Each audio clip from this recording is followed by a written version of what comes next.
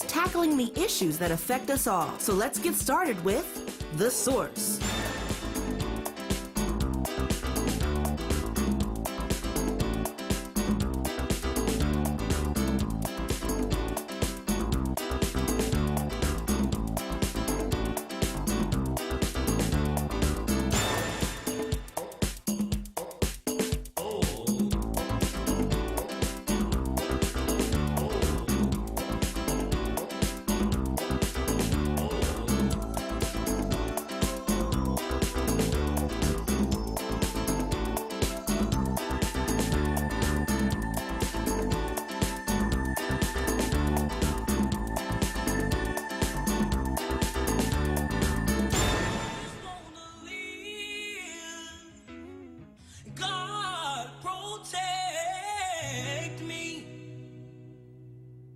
I'm a young black man doing all that I can to stand. Oh, but when I look around and I see what's being done to my kind, every day I'm being hung to this grave. My people don't want no trouble.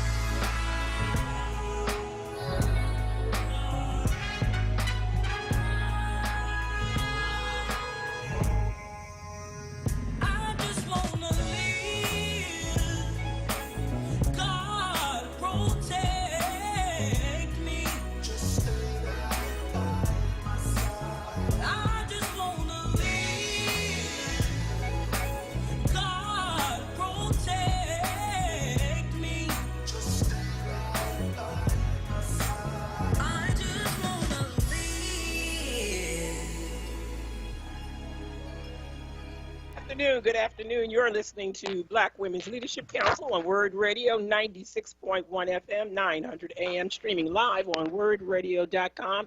And good afternoon, Paula. Good afternoon, Joe. How are you? Hi, Rita. So Rita slipped out for 1 second because she forgot her phone, and she'll be right back. But good afternoon to Rita. We have a full show today. Of course, we have Paula Peoples guest hosting with us, and at 3 o'clock we're going to have State Representative Dorisha Parker to talk a little bit about this gun violence and from a perspective of her district and from a funding perspective from Harrisburg. I have to tell you that, Paula, I'm pretty filled up today. Yes. And I don't know how many times we start a show that we have to talk about violence in our community. We have to talk about racism in our city and in this country. We have to talk about the enormous burden that we, as people of color, as Black people, descendants of slaves, Yes. have to put up with in this country. A country that we've loved that does not love us back. That's for sure. Every day we experience that. Every day. It has gotten to the point that the enormous hits that we keep taking. The last count, 285 souls left us in this city senselessly. Since January, right, sis? Yes. Mm-hmm. Mm-hmm. And I watched a press conference with State Senator Street, Mm-hmm. Sharif Street, about the death of a member of his family, his wife, on his wife's side.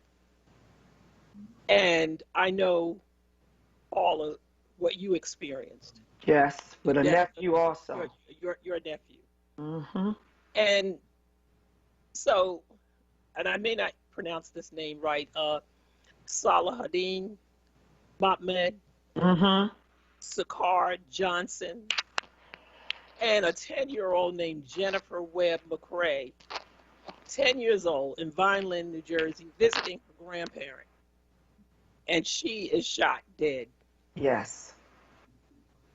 I don't know any community outside the Black community and the Latinx community that could sustain continuous blows without something enormous having to happen and to be done. I keep saying this, that if 285 white souls were murdered in this city, we would, that all stops. There would be no excuses. And I don't want to hear, before I get these calls from certain people who have a way of calling and blaming the victim, Yes. and wanting to call up and talk about Black on Black violence. Mm-hmm. Violence is violence, and when a young white man goes into a school or goes into a concert or a theater or wherever that has been happening in this country for the last 20 years, no one calls it white on white violence. That's right. Okay, so let's put violence in perspective. We all know that, and Paula, you and I have had this discussion. Yes. What is happening? How are these guns getting into Philadelphia? That's right. We both said, we come out of an era where we worked aggressively. I wasn't as fortunate enough to be as brave enough to be a Panther like you were. Okay. I had plenty of mouth on campus, but I was not a Panther. Okay. So we know from those days in this city, in any other city, that we remember that there was something called Cotel and Pro. That's right. And I say this almost every week on this show for those who are so much younger and didn't experience this, but that was a specific government operation. It was a disinformation and break up Black progress amongst militants, the so-called militant Blacks who simply were asking for being treated fairly.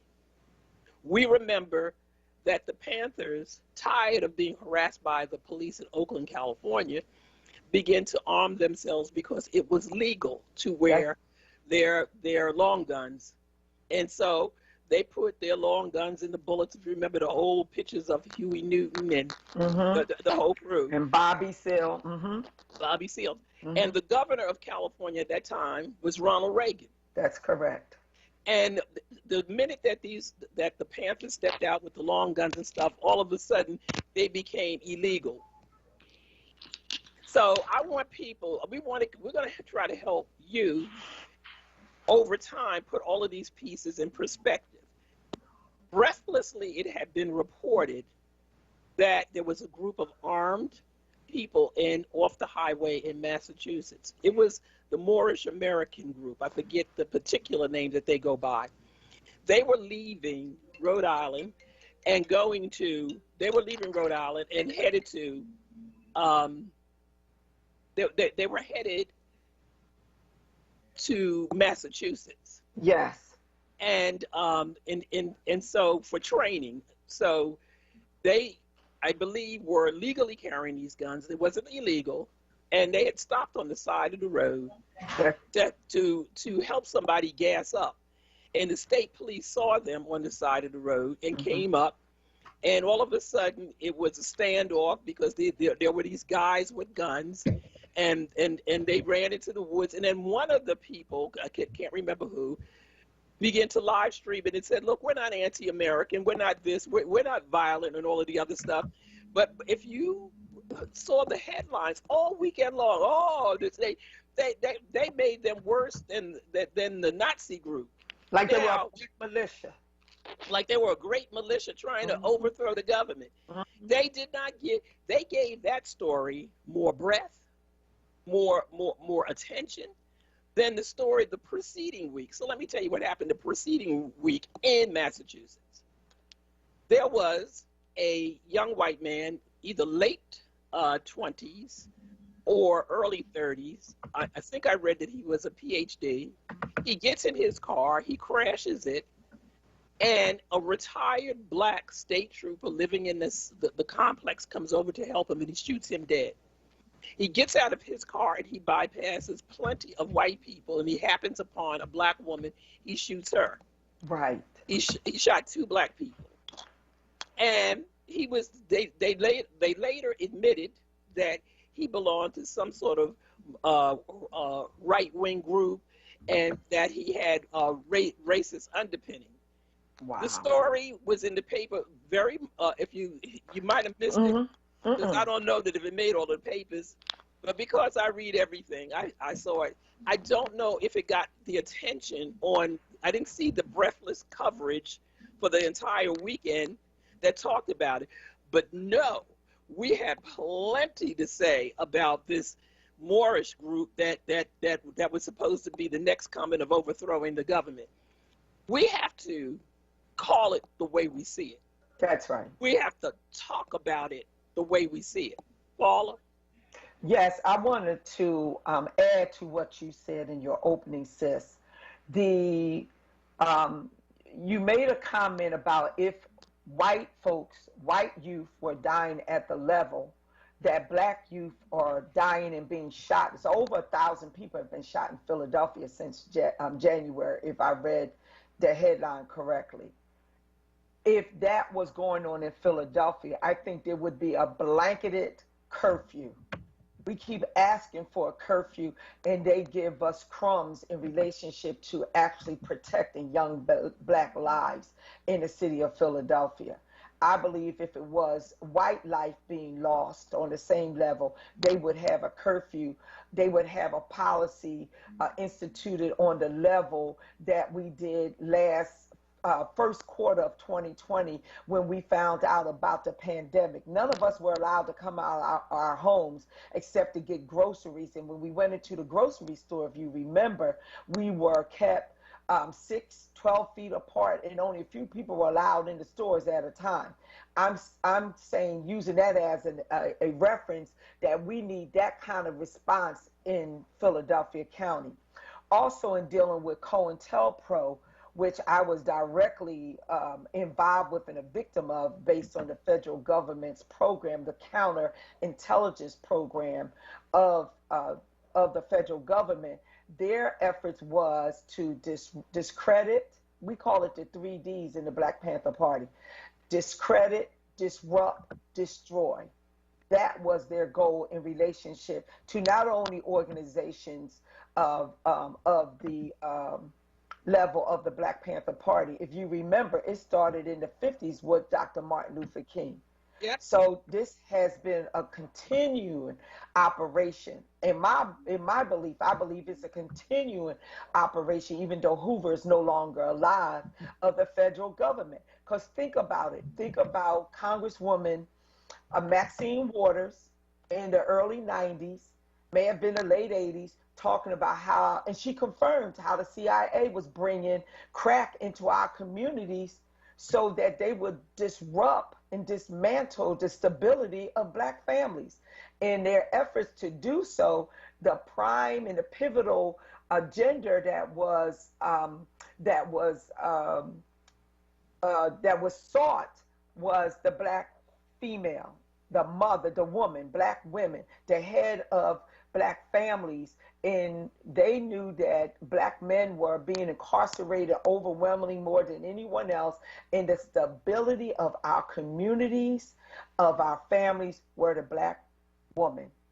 And therefore, they brought into our communities crack cocaine that served to dismantle the Black family for almost 2 decades. So I'm basically totally agreeing with your opening, sis, that something has to be done. Too many 10-year-olds, too many of our children are dying senselessly.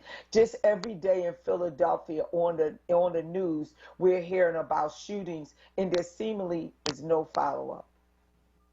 Well, you know, we can be told, but too many times that we have to use our common sense about how guns are getting in. Yeah. We really do. I have to keep saying that I don't believe in coincidence. That the sudden increase in targeted violence, the rise in gun violence exists in Black communities. You just can't blame that on COVID. It was happening before COVID, and it's targeted. It's happening in cities like Baltimore, Philadelphia, New York, Milwaukee, throughout the South, in Miami, Chicago, Detroit. So this is in Los Angeles. This is targeted. They want us to believe that all of these people suddenly got hold of the, I'm going to get up, I'm going to go buy me a gun today. Right. Everybody in all of these cities, it's time to create some mischief. We're going to get up and get some guns, 13-year-olds, 14-year-olds, 15-years. We're just going to go get some guns. Somebody's selling it to them. Manufacturing. Somebody is creating enough of that to go across this country to end up in these cities. It's called social engineering. Come on now, sis. First, we get them with the drugs. Now we get them with the guns. It's called genocide. Genocide, that's right. And we have law enforcement people. We have, and before we just get to the local level, where's the ATF? The FBI. DEA. The DEA. Where are, when you get to the city? So we have to believe, because every time we ask this question, we get the story about the gun shows. We get the stories about the ghost guns and how they put them together and they use them and they get there. But somebody, somebody's making the parts and before they get to the sellers to put it together, and then they got to get enough of them to get it in the city, but nobody knows how they can get it in the city. I'll tell you, if you were a Black man and a Black woman and you were trying to make some legitimate money, right, and you open up a store, they find out why you didn't pay your taxes. They know whether you did such and such and such. Try to do something positive and find out who wouldn't know that you were doing that. That's right. Or try to legitimately, sis, start training Black people on how to use guns and how to get a license. Just imagine how all of a sudden those policies, those public policies around gun ownership will change, just like they changed in California with Ronald Reagan when we took to the Capitol and stood on our ground saying we have a right to bear arms. We are citizens of the United States. All of a sudden, the gun laws changed in California. Or try to vote. See how quick the voting laws change. We're going to take a call from Eric from West Philly. Hey, how y'all doing today? Hey, Eric. Hey, Eric. Yeah, I was just saying we just need to call it for what it is. Lost you, Eric. Eric?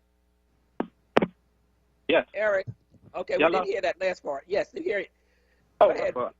no, I was saying we just need to call it for what it is the evil. I mean, that's all what it's always been. And when I think about the way everything went down, it's just like they treat us like we steal their property. That's basically what it comes down to.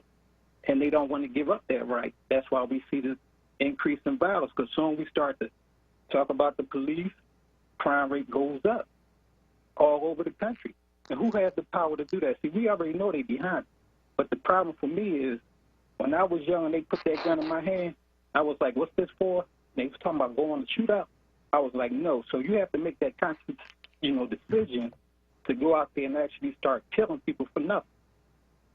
Now, I say it for nothing because they wasn't offering nothing but money and your soul.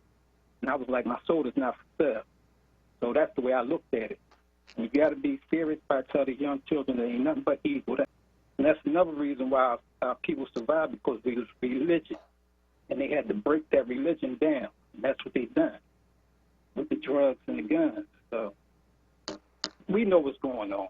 We just got to stick to love. We got to bring love back, keep it at love, and, start getting people back in the churches, because when you start praising Jesus, the devil can't harm you. So I'm going to leave y'all with that.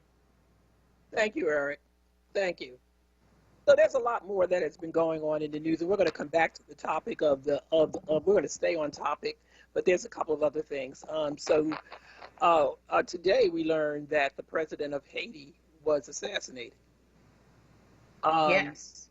And I find that, and it said that, now here's someone who we would believe would be well protected, and it said it was, from what I could hear from the news, it was an organized group of people. Said that they may have been some people who were foreign to Haiti. It was a, so I again, Rita, Paula, that I always say I don't believe in coincidence. I don't know what this was a trial run for. Haiti has always been an unstable government. Yes. With high levels of poverty, deliberate high levels of poverty. And what we're experiencing in many of the countries that are in South America, Central America, is that, they have been the victimizations of colonialization. That's right. And Haiti was what has a proud heritage, and of people who fought back during slavery, fought back very bravely, and they ended up owing the French government a whole great deal of money, and they impoverished them. Yeah. So we're going to come back and talk a little bit more about what's in the news. We're going to take this break. You're listening to Black Women's Leadership Council on WURD Radio, 96.1 FM, 900 AM, streaming live on WURDradio.com. Tropical Smoothie Cafe Philly, the #1 smoothie cafe in Philadelphia, serving their guests a variety of smoothies and delicious food products such as wraps, flatbreads, sandwiches, and salads. Tropical Smoothie is located at 1600 North Broad Street, Unit 4. Eat better, feel better. Online ordering is available, and you can find us on all third-party delivery services. This ad is brought to you by the North Broad Renaissance and Truist Foundation. This is not a fad for us. We will not resume our regular programming when things die down. We're not black to help our bottom line or because it's politically correct. We're not joining a fight. This has been our fight, our message, our people. Black lives have always mattered here. We are Undeniably, indefatigably, unapologetically, permanently Black Talk Media. WURD. You're listening to The Source with Black Women's Leadership Council on WURD Radio. Streaming live on WURDradio.com and the WURD Radio app.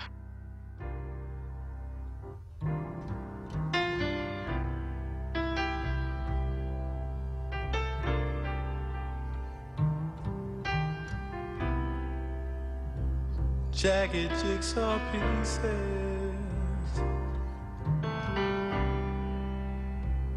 tossed about the room. I saw my grandma sweeping with her old straw broom. But she didn't know what she was doing. She could hardly understand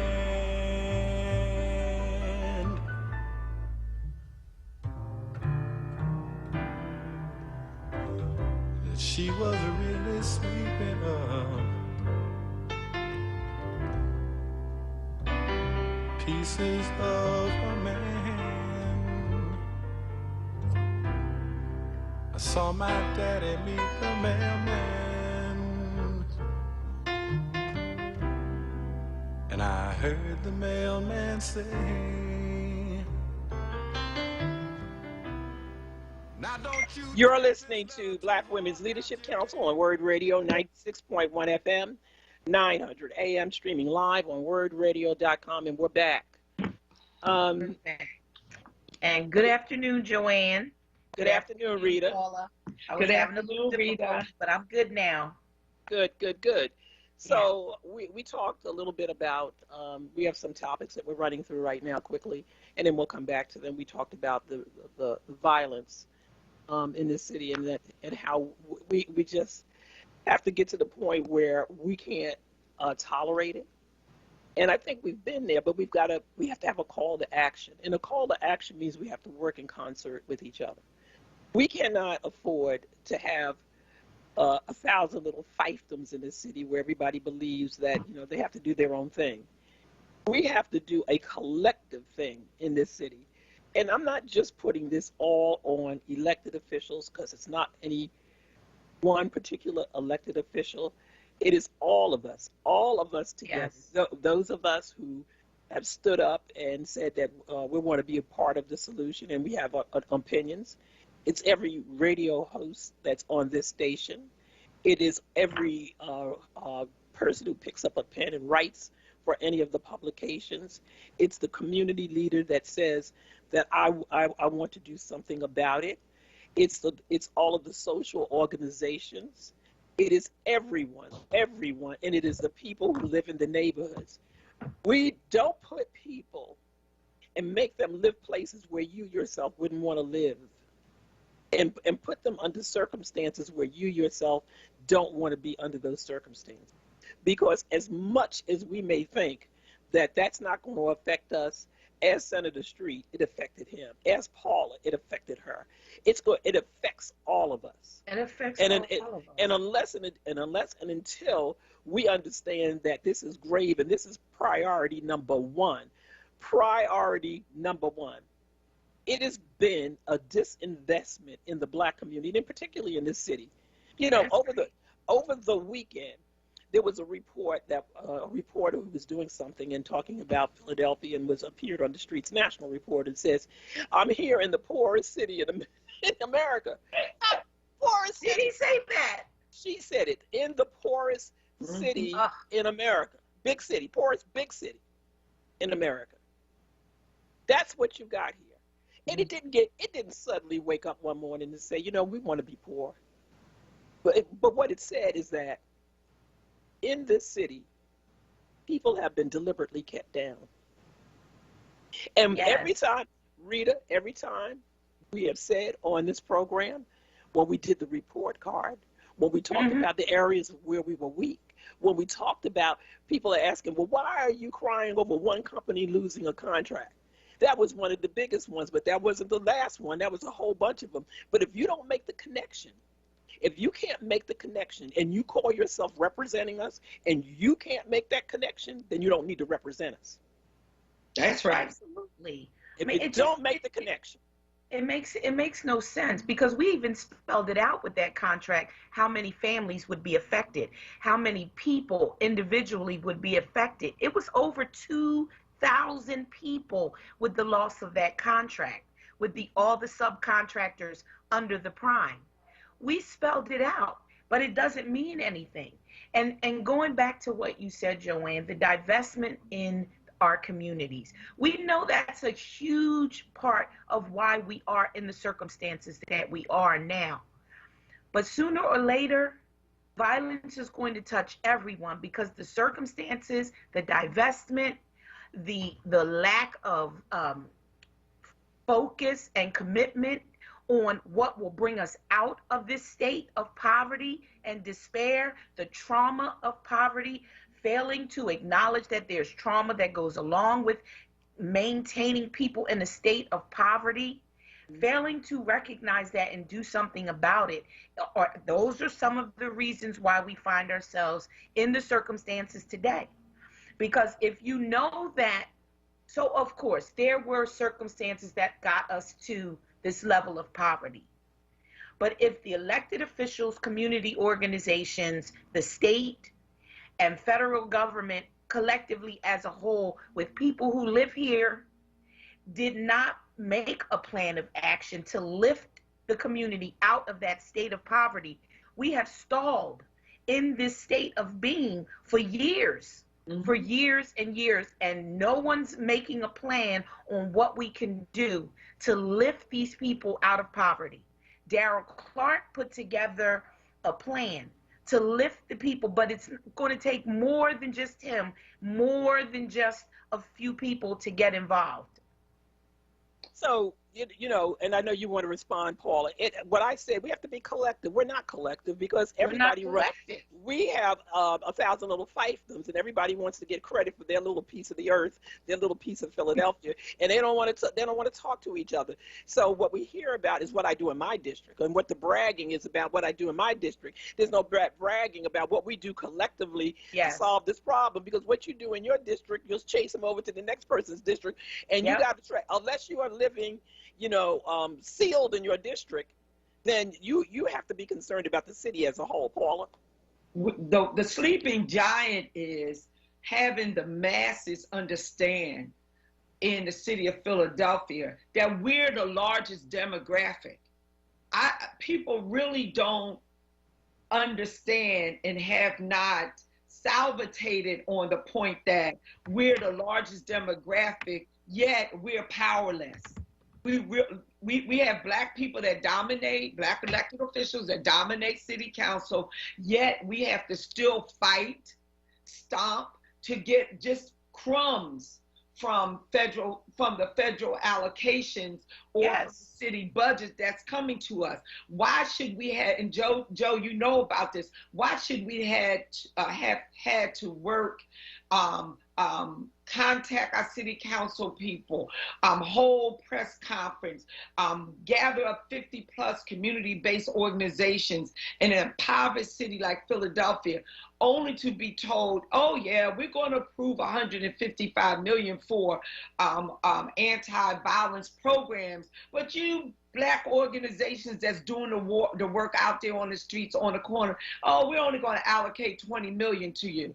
That should not happen in the city of Philadelphia, where we're the largest demographic, but yet they're allowed to get away with it. So that's why I referenced the sleeping giant. In Atlanta, there was a sleeping giant also. They woke that giant up and elected a Jewish and an African-American senator because they woke them up. That's what we need to do in the city of Philadelphia. We might have to break it down to a micro level so that our everyday people can understand, but we have to get them to understand, like you said, Joe, there's a collective effort that has to be drawn together so that we can empower ourselves to stop the killing of our babies, to stop the shootings in our community, to stop the access to manufactured guns that we don't bring into our city. We don't manufacture them. No, they're brought in by means of other folks that don't look like us, don't look like you, don't look like Rita, and don't look like me. Well, we're going to take a call, but if you don't love yourself, ain't nobody else going to love you either. That's true. You got to start by loving yourself and thinking that you're worthy of better. And it's something, Paula, that you and I've talked about before. We got to stop knocking each other down. Yes. And start picking each other up. We're going to Maurice in Southwest. Ladies, have you invited me to the lunchetter yet or whatnot? Well, you know what? You're going to make me try to make some lunch. And listen, I got a whole tray of salad meat here waiting for all y'all. Now, I'm telling you, Maurice, you can't tell me what to cook. If you come, you got to eat what I fix. Well, I made me some barbecue pig feet over the weekend, and Oh no. Oh, you know that. You know, Rita don't play that mess. Oh Well, no. Me either. Well, look, I'm out here Southwest and West Philly where we got hit hard over the weekend with this violence. Yes. Yes. Now, I'm going to throw y'all something a little different because you know I don't like anybody in City Hall. I've been telling you that for years. But I'm breaking it down to you. We don't have a gun violence problem. We have a black-on-black problem. The people that's getting killed in this city are black. There's nobody white getting shot. Why is black people killing black people? Because of despair, with no hope. Young boys today, they don't see any black ownership in their neighborhood. When they go to the corner store, they don't see anybody that look like them. They don't see any construction workers. They don't see a feature. I was a guard at Graterford for 16 years, and we used to have a war between the old heads and the young boys. And you know how we solved that problem? We made sure that everybody had some type of job, had some kind of feature to look forward to.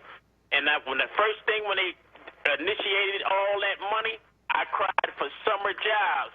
But when I called the city and I asked them about this summer job program, they only could apply for only 150 people. That's not even my neighborhood.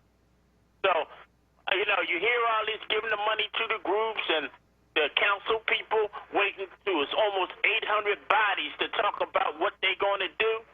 I cried about this before COVID started when we only have 2% of all black businesses is in the city. That is it. We only got 2%. So I like what Ms. Peoples is saying. If I was a little younger guy, I might try to talk to her, but I'm too old for that. But what I'm trying to say is we got to do something. Blacks got to solve this problem. Police can't do it. Politicians can't do it. Black people got to do it. We don't have a gun problem because it's hard as hell to get a gun in this city. They're out of ammunition. All this is coming from the outside. I done went around to all the gun shops. There's only about 5 gun shops in this city, and they give you a hard way to purchase a gun. So I'd like to hear what y'all got to say about that. We do, and I'm gonna let Peoples handle that because you tried to slip a rap in there. Okay. I'm gonna do my Ethel kick. Don't start back on you. I know. I had to do my cougar sound. Hey, you got me blushing. That is wonderful. I mean, we talked about it. Hey, listen, go ahead, because I talked to already too much. Go ahead. I want to hear what you got to say. Well, I mean, we've talked about it week in and week out. We know that the guns are being brought in from other places and other people. We're saying that there is a problem because the guns that are flooding our neighborhoods are not manufactured. They're not made in our neighborhoods. They're being brought in somehow, and the access is easy access to these young brothers and sisters who can get these guns and commit crimes with the guns. So we know that it's being brought into our community, like the drugs were being brought into our community. And when we cried conspiracy, no one listened. They looked at us like something was wrong with us, that it couldn't possibly be a conspiracy. And then years later, we found it was a conspiracy by the federal government to bring drugs to fund Iran-Contra all over the country. This isn't just a problem in Philadelphia.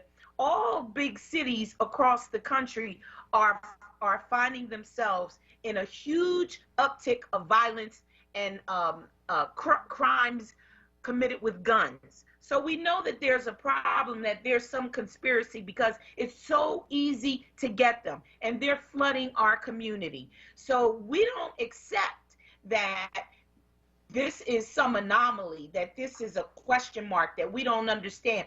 We understand what's going on. We're saying that we need to shine a light on it and put a stop to it. $22 million isn't going to help this issue. It's not going to solve this issue.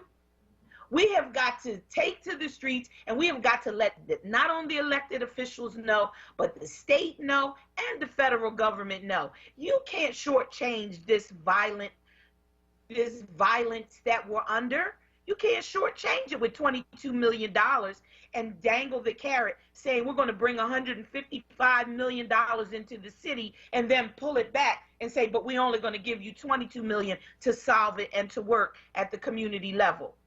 We need much more than that. So we're going to go to, we're going to end this call because we have somebody else hanging on the line. So just hang up and hear the responses, okay? Thank you. We're going to go to Melissa Robbins. Oh, Melissa. Good afternoon, Joanne. How are you doing? We're doing well. We're really anxious to talk with you. I thought I heard something in the background. Are you clear? No, I cut the radio off. Yes, I had the radio Great. and I cut it off. Yes, Great. I'm really, really enjoying your show, Miss Paula Peebles. Miss Paula Peebles never, ever fails us. Never fails us. Hey, daughter. Hey, I love you so much. You are a national treasure. You are. Absolutely, she is. Hey, Melissa. Hey, beautiful. How are you doing? You know, you ladies, I really, really, really am enjoying your show. But, you know, there's this thought in my mind that won't go away. And someone, maybe it was one of your callers, the gentleman who talked about... Melissa, I don't want to interrupt you, so I want you to hang on. We're going to go to break so that we can have you for the full block, okay? You got it, Miss Joanne. You got it. Okay. All righty. You're listening to Black Women's Leadership Council on WURD Radio 96.1 FM, 900 AM, streaming live on WURDradio.com, and we'll be right back.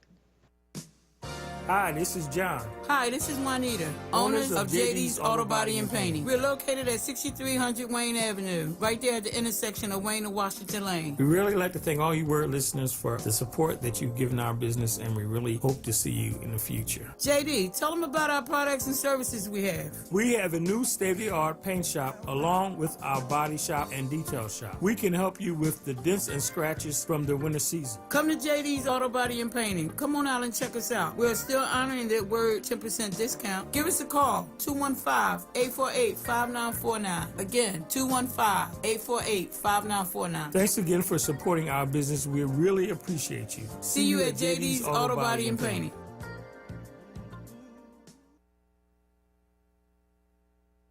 You're listening to The Source with Black Women's Leadership Council on WURD Radio. Streaming live on WURDradio.com and the WURD Radio app.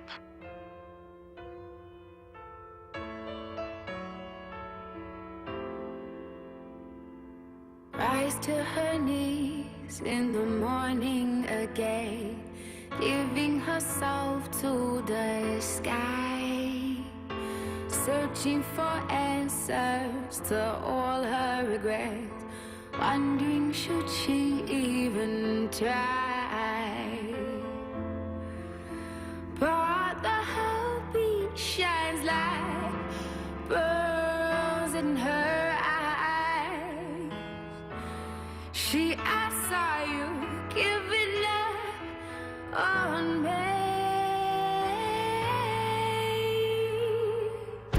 Not today. Not today. 'Cause love isn't true with what it started here. So not today. Not today. If love isn't done, then why should we give up? You're listening to Black Women's Leadership Council on WURD Radio 96.1 FM, 900 AM, streaming live on WURDradio.com. Listen, before we come right back to Melissa, I wanted to play Not Today.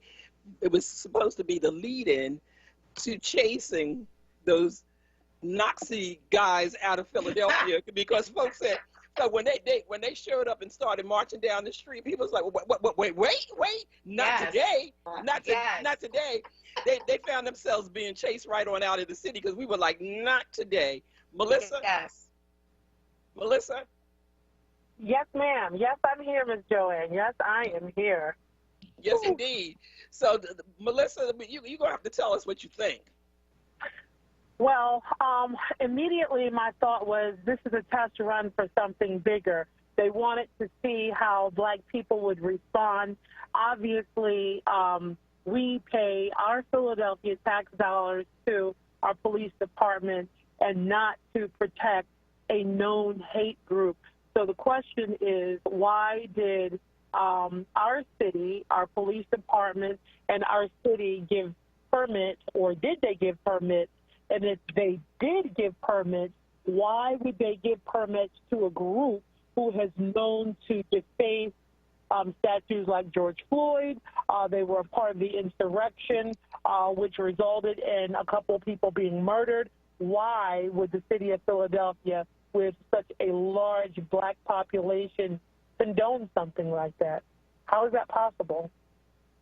Well, Melissa, my first thought when I saw that, someone had sent me a little video, and I immediately passed it all around. My initial reaction is that they did not have a permit to march, because they sort of snuck into the city late Saturday night and took a route that took them down the Parkway and around City Hall, and then down to from what I understand, down to Delaware Avenue. So if I don't know of the city giving any type of nighttime permits on a day before a major holiday, knowing that dignitaries are going to be in town for the very next day, and not somebody quite as controversial as that group. So I believe that they brought themselves in, with the help of some local people. Well, the thing of it is if that's the case, if all that what you said is the case, and they were not given any kind of green light or no kind of authorization to host that march, rally, demonstration, then why did they have Philadelphia police escorts? If that is the case, why did they have escorts? Why did we have a police spokesperson comment on the fact that they threw up smoke bombs to protect themselves? Again, these are our public servants, police officers. So why were they escorting a group that did not obtain a permit?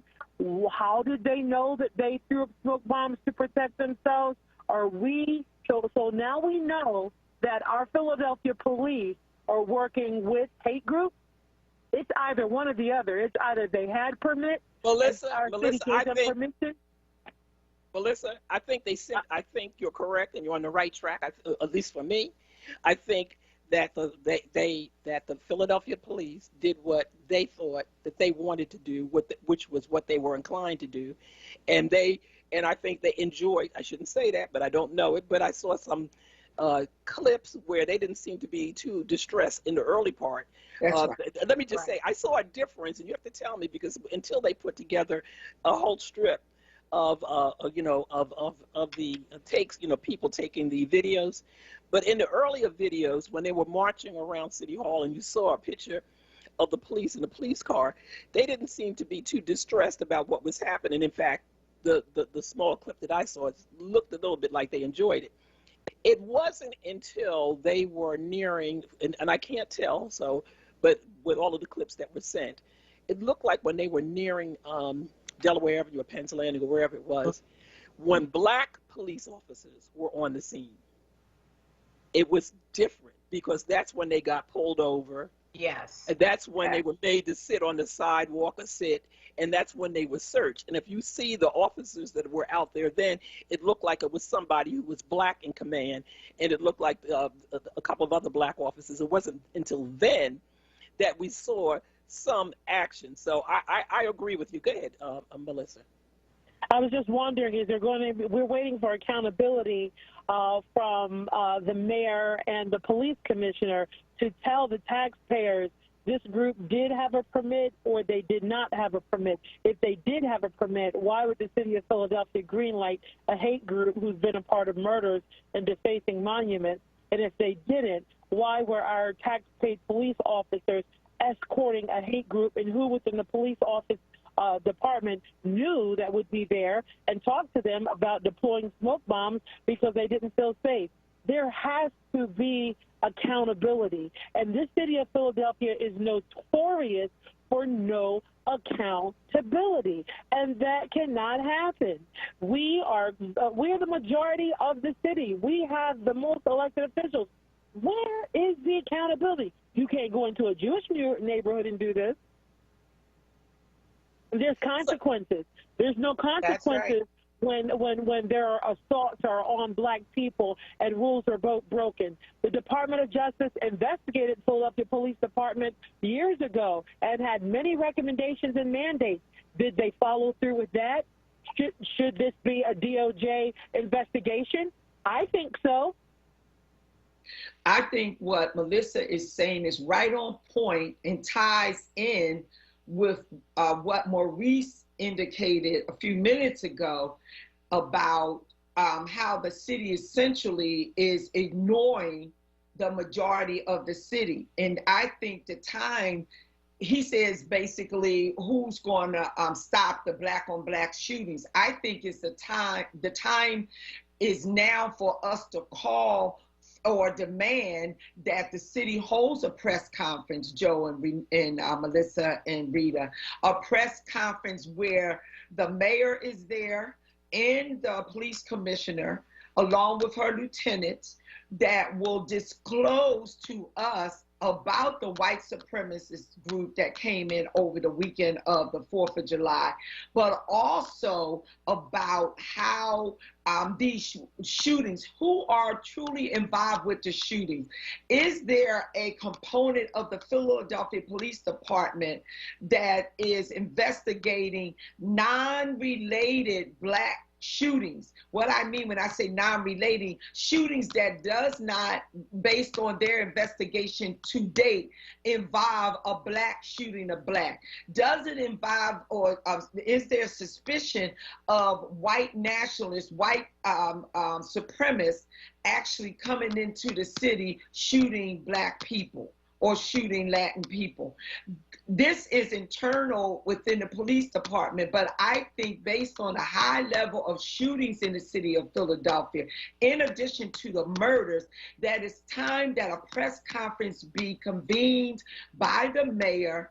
The city council will be in attendance, along with the police commission, disclosing to the citizens, the taxpayers of Philadelphia, what is involved with all these shootings. Because week after week, we've been saying that it's not just black people shooting black people. It's more than that. And it's time for them to tell us, in lieu of the white supremacists coming to our city on Saturday. Dr. Jason was on MSNBC last night. Know what he said? He said, I can't believe that a white supremacist had the boldness to go into the city of Philadelphia. What does that say about us?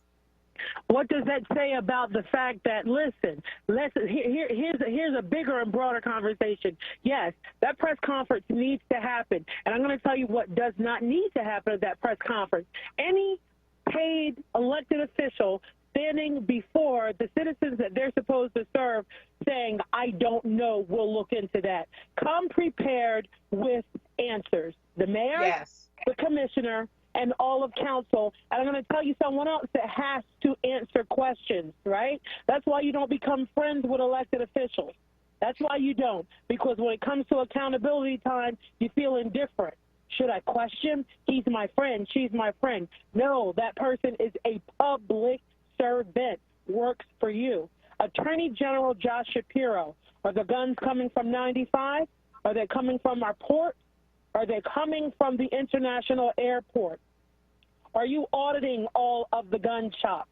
Do you know how many guns are coming in the front and going out of the back door? I was told that they saw some people with some pretty high-tech guns. Who is supplying the guns to the black males? You are literally killing us. That's what's happening. You're killing us, and it's an intentional. And I'll ask you another question, two more questions. One, how is it that every 10 years when there's a census, black people maintain 13% of the population, 331 million people? How do you maintain a percentage of 13% and a population to dominate and have complete control through mass incarcerations and murders. Who has access to the guns and ammunition? Who controls that? Who picks up the guns and who kills each other? Who is broken down to nothing so that you'll do whatever for money? Sell your soul, as one of your callers said. Sell your soul. Remove religion. Look at each other with hatred and animosity and envy and cause each other to kill each other.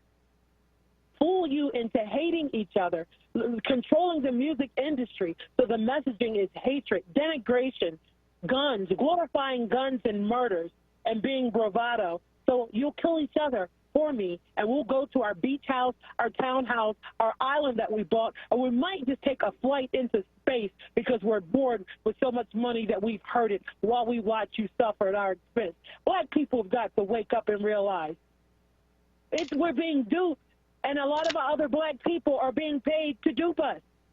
And it's disgusting. Wake up, black people, and realize your power and who you are. Look in the mirror, see each other, love each other. It's not okay to see you murder your niece, your nephew, your aunt, your mother, your sister. We're black people.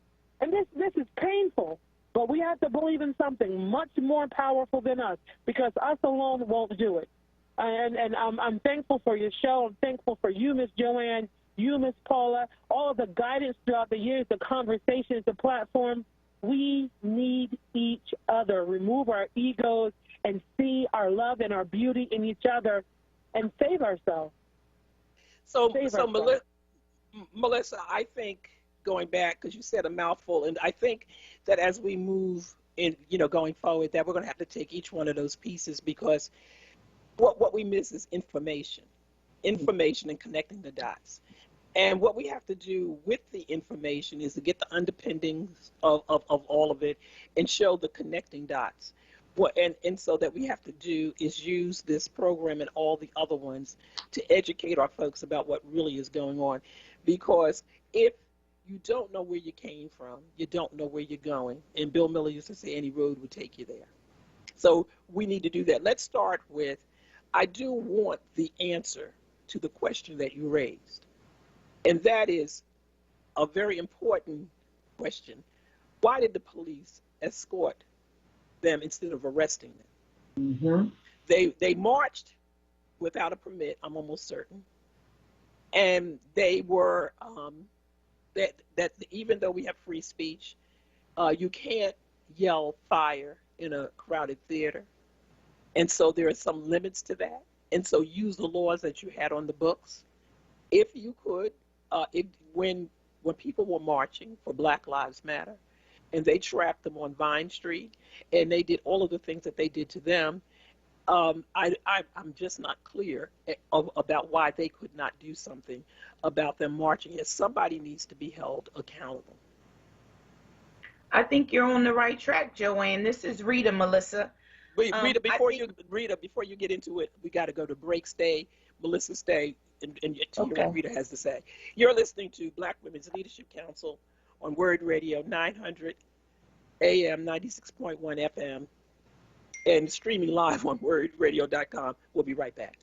Looking for an exciting and well-paying new career opportunity? MCAP is a free manufacturing career accelerator program. In just 7 weeks, learn new career skills, earn industry certifications, and connect to manufacturing companies who are hiring. To see if MCAP is right for you, call 215-770-7101. That's 215-770-7101. MCAP is brought to you by Drexel University's Goodwin College of Professional Studies in partnership with EDSI Incorporated. MCAP is an equal opportunity program. Diverse candidates, including women and people of color, are strongly encouraged to apply.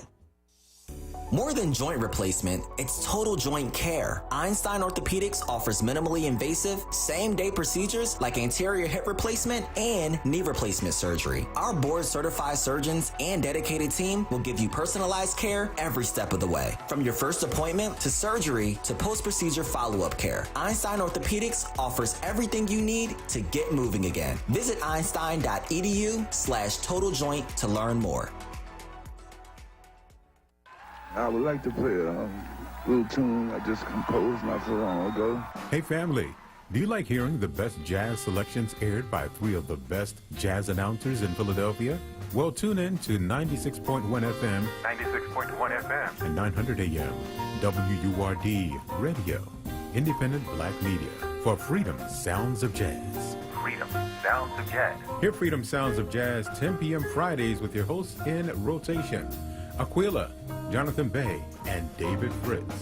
That's 10 p.m. Friday nights on WURD 96.1 FM and 900 AM independent black media. This is WURD Radio, 96.1 FM and 900 AM WURD Philadelphia. Independent black media. You're listening to The Source with Black Women's Leadership Council on WURD Radio. Streaming live on WURDRadio.com and the WURD Radio app. You're broken down and tired of living life on the merry-go-round, and you can't find a fighter, but I see it in you, so we gon' walk it out. Move mountains, we gon' walk it out and move mountains. And I'll rise like the day. I'll rise unafraid. I'll rise up, and I do it 1,008 times again. And I'll rise up, I like the waves. I'll rise up, in spite of the ache. I'll rise up, and I do it 1,008 times again. You're listening to Black Women's Leadership Council on WURD Radio 96.1 FM, 900 AM, streaming live on WURDRadio.com. So, you know, Melissa, we bring this to an end. Women like you rise up, you speak up. Women like Paula, you rise up and speak up. You've been in the movement. You've done some things. You're known by your reputations. You're constantly out there trying to make the change, and we hear you. We hear you, Melissa. We hear Paula, and the rest of us have to get out and do the same thing. Black women have carried the burden on their back for a very, very long time. For a very, very long time, and we try to save our community. We try to save our families. So I think we need to make sure that we get an answer to the question that you raised, and we will be talking to you off air about that and what we need to do to get that answer. I think it's important that we get those answers. I think it's very, very important that we get. So we will work on that. And I wanted to give a reader a chance to respond because I cut her off for the commercial. Rita.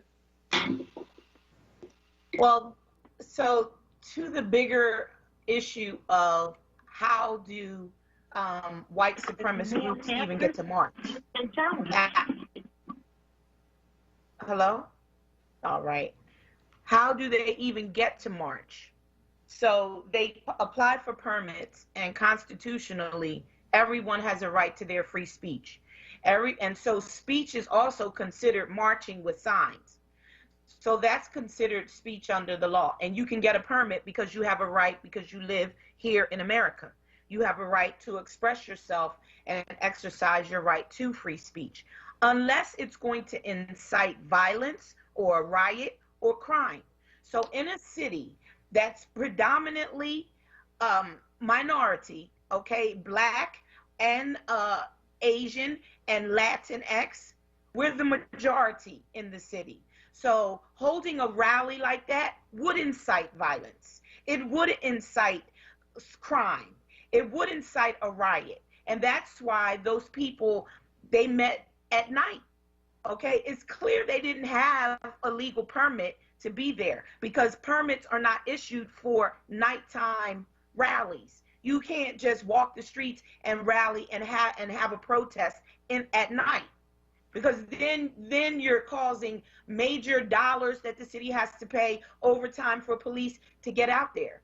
So we do want to hold the police and anyone else accountable that did not stop them and run them out of the city, because they were walking and protesting illegally. And so we understand that people have a right to do this unless you're going to incite violence. You're going to incite violence in this city when the majority of people are Black or minorities. And so we are the majority. And so that's the only thing that's going to happen. So we do want to hold elected officials and heads of departments, etc., accountable. And we do want answers. We want answers from our elected officials and heads of departments who issued permits and who sat down and talked to the protesters rather than turning them away and running them out of the city.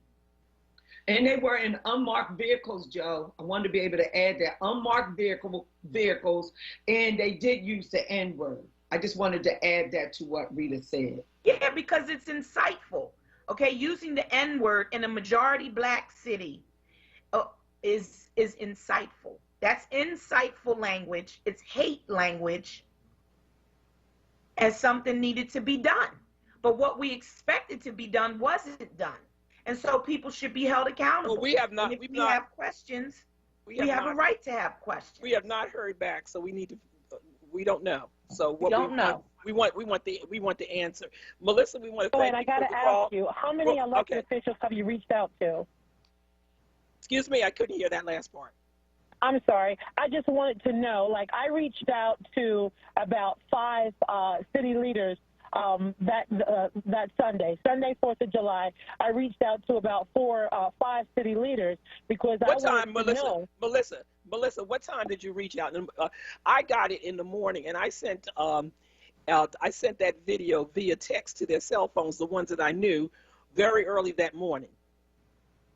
I waited until the afternoon. I wanted to be respectful, but at the same time, I don't celebrate 4th of July. I called first, and then I sent an email, and I think that we should, decide on a date and time and let it be known that we're the citizens. We're demanding that you come and you answer questions so that we know who was responsible and whomever in the police department that gave the green light and authorized the escort and did not hold these people accountable. We want to know who those people are in the ranks. Why? Because when you make bad decisions and when you put people at risk and your job is to protect, then guess what?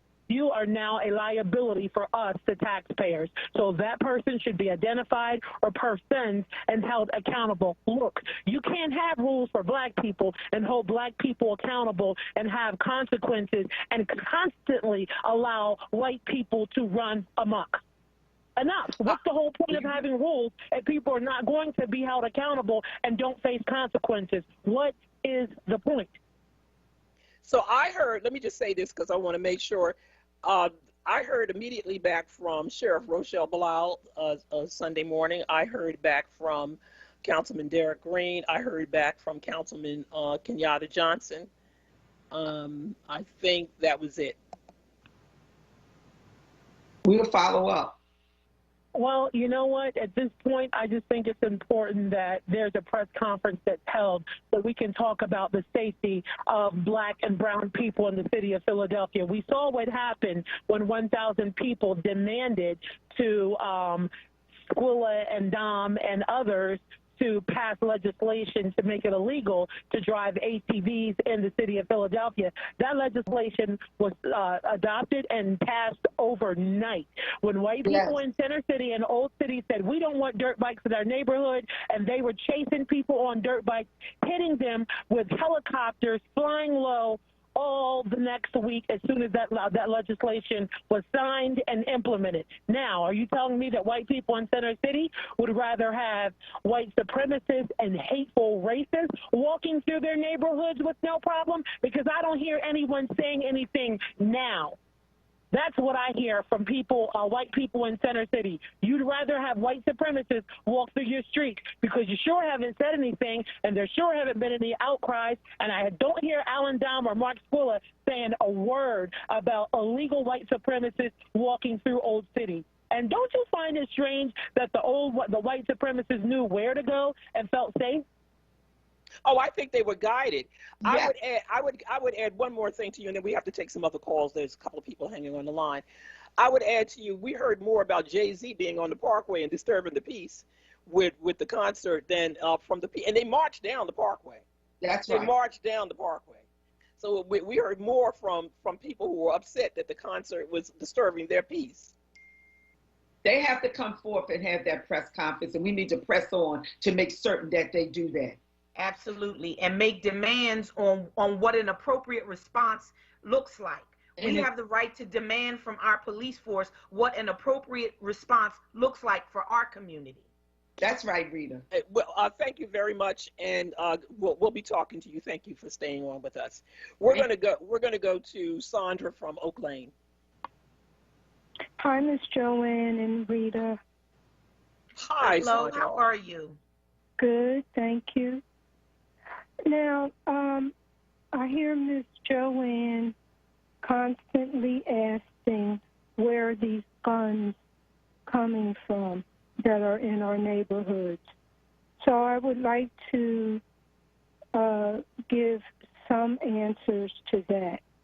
And the ATF, the FBI, sheriffs across the nation, and police departments across the nation know this information.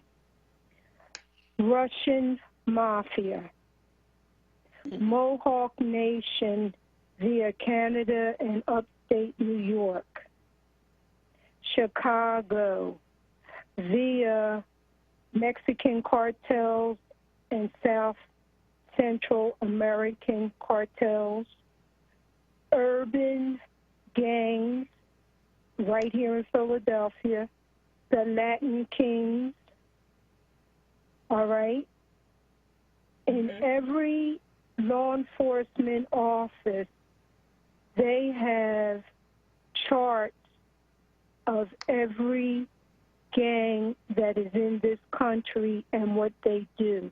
Trafficking, arms, drugs, prostitution, loan sharking, you name it. And I forgot one other group, Asian groups. There are also Asian mafia groups. Now, when Police Commissioner Ross was heading the Philadelphia Police Department, and we had that situation down at Broad and Erie, the house that they went to serve a warrant, the house next door and the house they went to were arm houses where they sell these firearms. Now, these houses that are being used are the new speakeasies.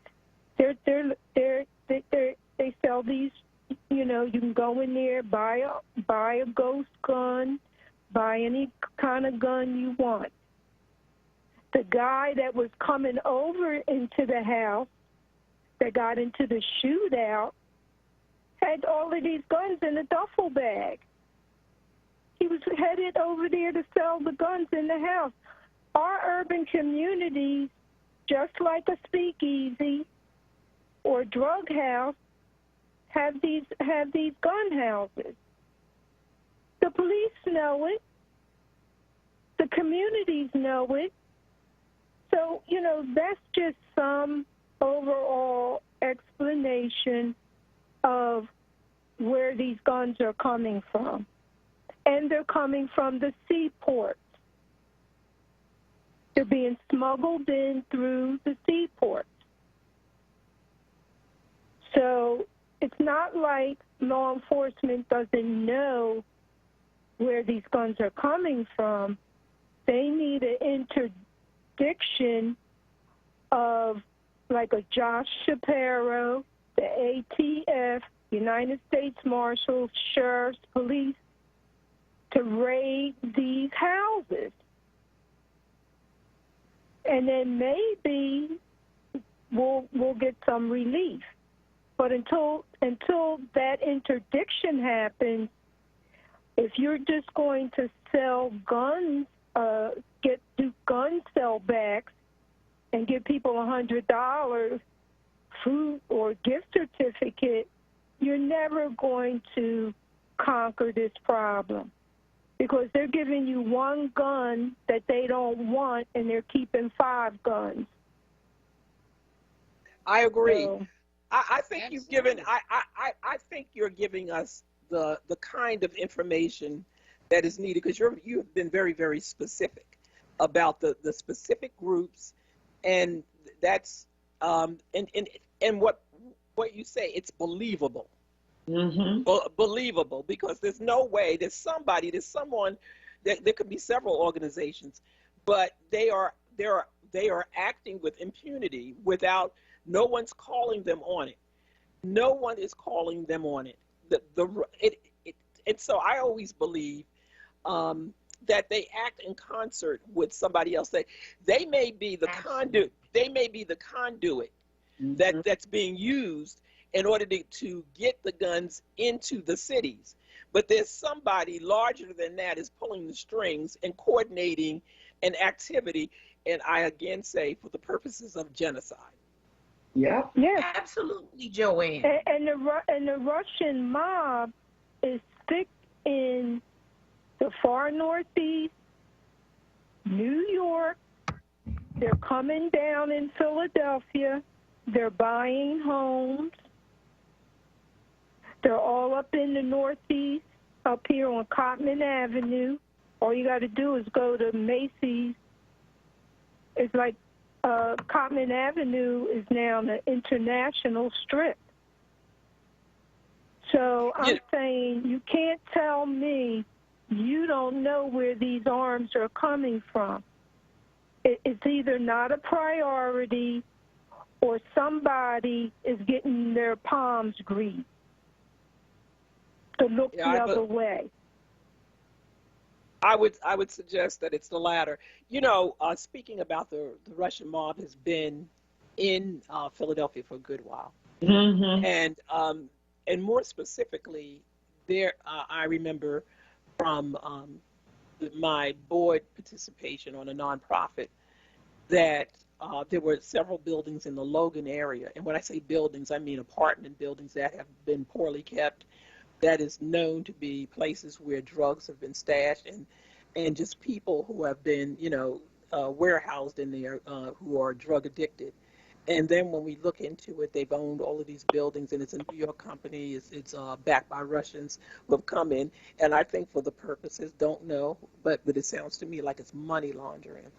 So you take that, you take that illegal money, you wash it in buying these properties that you have no intention of keeping up.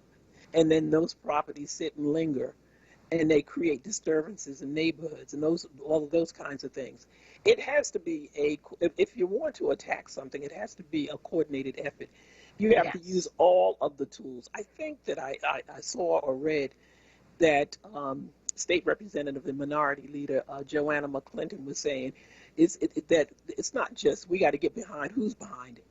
That's right. It is not just, we know that there's something behind this. And I think that our callers are saying that, we're saying that, all of us are saying that, Melissa is saying that, we're all saying there's something behind it. Yes. And it is not, it's not a set of disparate facts. There are a set of facts that are all conjoined together, and there's a picture. And they're not treating this whole picture that's coming in. And then you have to ask yourself, why?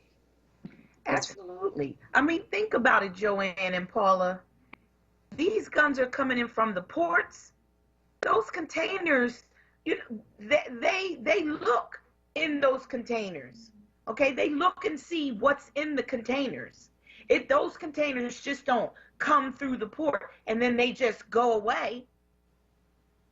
Okay, they look, they see, they record. There's a manifest. They have to write it down. There's a record. So if they're coming through the ports, someone's looking the other way. It's just so obvious. Someone's looking the other way so that they're either making money on it or they're part of the conspiracy. We talked about a couple of years back about the ship that came into the port of Wilmington that was owned by one of the largest banks that had drugs on it. So we have to, we have to put all of the pieces together. Sandra, I want to thank you because we want to go to Dwayne in Southwest. Hello. In our community, well, long we don't hold these politicians accountable, we don't put the pressure on them, it's going to continue going on. That's what, if we don't do this, all we're doing is just talking. So we got to put the pressure on the politicians. And how do we do that, Dwayne? How do we do that, Dwayne? How do we do that? We got to hit the streets and write to them. That's what you got to do. You got to put the pressure on them. Because this stuff don't happen in the white community. You know why this stuff happens? Because we continue putting up with it. We got to stop putting up with this stuff. That's right. The only way we're going to do this is by, like I said, put the pressure on the politicians. And if she was saying something about the white supremacists, I don't believe no white supremacists doing this. I think we're doing it. The majority is killing this stuff. We're doing this killing. Because look what happened at Sixers in War Night. It's a black person did that stuff. So I'm not going to blame this stuff on the white supremacists. Well, that's why we want a full report, Dwayne, from the police department, from the top brass, from the mayor down to our community, to the citizens of Philadelphia. So what you suspect and what we declare can be made real plain, real plain. The police knows we want them to report out to the people. That's our push. Will you be with us, supporting us in this effort? Yes, I will. Good. Thank you. Thank you. Okay, thank you. Thank you. Part of talking about it is to get the information out. This is a talk show. And talk show means talk. And it also, it means getting, and we chose that instead of telling you on this particular show, the Black Women's Leadership, we talk about the issues that affect you. Now we could talk about, what happens in the news, whether or not the sports players do this, and we can give you the scores and all of the other stuff, or, how lovely so-and-so looked in her gown at the such and such. We ain't them people. So we would prefer to tell you what affects your lives. And we use the time that we have every week here to do that. And in our private lives, we operate in ways that are consistent with our convictions. We are consistent with our convictions. Yes, we do. Yes, we do. Because he had a good point. Okay, but the bigger point is there's someone bigger than just the gun runner, the black gun runner who was on Erie Avenue. There's someone bigger. There's a bigger conspiracy. There's a bigger voice. There's a bigger hand in this matter that's bringing them into the country, into the ports. Then they get disseminated. And yes, they use people in our own community. And you know why they use us? Because we don't have an opportunity to participate in the normal economic system. So we have to operate in the criminal economic system. That's what the brothers are relegated to. That's where they're relegated. That's where they make their money, because they're shut out of normal jobs that you can get downtown. They're not hiring any black men. So they have to participate in the underground economy, in the criminal economy. That's what's there for them. They have to take care of their families too. That's so right. It's the bigger picture that we want accountability for, the bigger hand that's moving these dice and moving these chess pieces around, affecting our lives and affecting our communities. We know it's a bigger picture. That's right. And I remember a couple years ago, it was a black police officer, he's retired now, that told me about guns coming in on a train in Southwest. It was in the news for a second, and then it disappeared. And I asked, I forget who it was. It was I think it was Sheriff Rochelle Bilal was on one of our shows, and I asked if she knew about that. Right. Because a police officer had actually told us about that. So yes, we could talk about the international air flights, about the ships, But the guns also are brought in our city through the trains. And I want to make certain that I interjected that. And it is important that we keep calling for a transparency, because too often and all too long in the city of Philadelphia, we have blackface on white power. That's what's going on in this city. Blackface is on white power. And what we're saying to them, enough is enough. Our children are dying. Our men are locked up. Our women are being denied economic opportunities, employment, etc. in a city where we're the majority.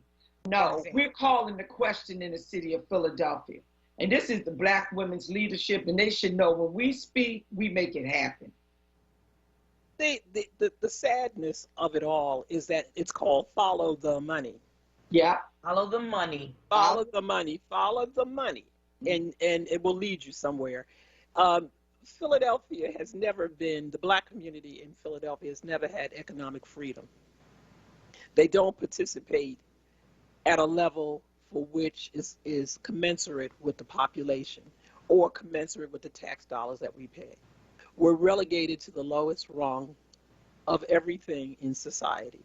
Rita and I have had discussions about employment, and the employment test, that you go downtown before COVID in the middle of the afternoon at lunchtime. That's right. And you can see the number of people of color, particularly Black men, coming out working in any of these businesses.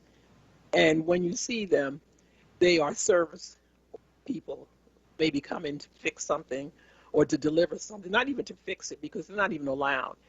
I told a story a number of years ago. My office had moved into Center City in the mid-2000s. And we bought our furnishings from a Black company. And when the truck pulled up the day that the furniture was to be delivered, there were two Caucasian men standing outside waiting for the truck because the guys were not allowed to get off the truck to deliver the furniture to our front door because we had moved into a union building, and it was union work, and they met them at the truck, and then they carried it up to the front door and then dropped it off there. Then there was another group of union men that came, and they went and they assembled. They took 2 days to assemble the furniture. And so when we were told you can't have people deliver anything beyond the point of pulling up because this is a union building and this is union work, but none of the union members look like me, right? Or the company that I was so fortunate enough to be able to have. And we have to go to break. You're listening to Black Women's Leadership Council on WURD Radio 96.1 FM, 900 AM, streaming live on WURDradio.com. We'll be right back. If you or a loved one is searching for a home care agency that provides care both needed and deserved, call My Independence at Home at 215-921-2277. Featured in Oprah Magazine, My Independence at Home is committed to quality, compassionate home care for the elderly and adults with both physical and intellectual developmental disabilities. Call 215-921-2277 today for a free in-home consultation or visit us on the web at myiah.org. Are you looking for a job? WURD has got you covered. We just launched a brand new job portal featuring jobs from some of Philadelphia's leading companies and arts organizations. If you go to the portal right now, you will see jobs from WURD Radio, the Kimmel Center, Her Foods, Always Best Care, and more. Apply for a job today. Go to our livelihood website at wordworks.com. That's WURDworks.com and click jobs. You're listening to The Source with Black Women's Leadership Council on WURD Radio. Streaming live on WURDradio.com and the WURD Radio app.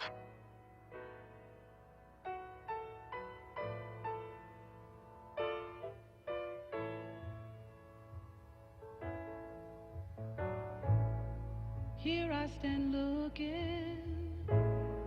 looking around me, while all around me, what do I see? Unhappy faces behind a painted smile, heartache and loneliness. dressed up in modern style, unhappy people living in sin and shame, reflections of myself. Life is no easy game,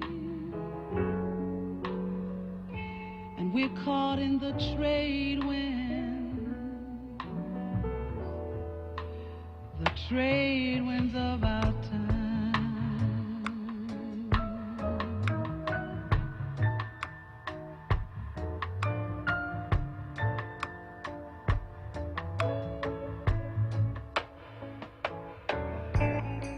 Here I stand looking around me, while all around me, what do I see? Young girls will soon become street walkers in the night, young boys the restless breed, looking for a fight. Children both rich and poor, they're searching for the truth, and if they don't find it, God help tomorrow's youth. We're caught in the trade wind, the trade winds of our time.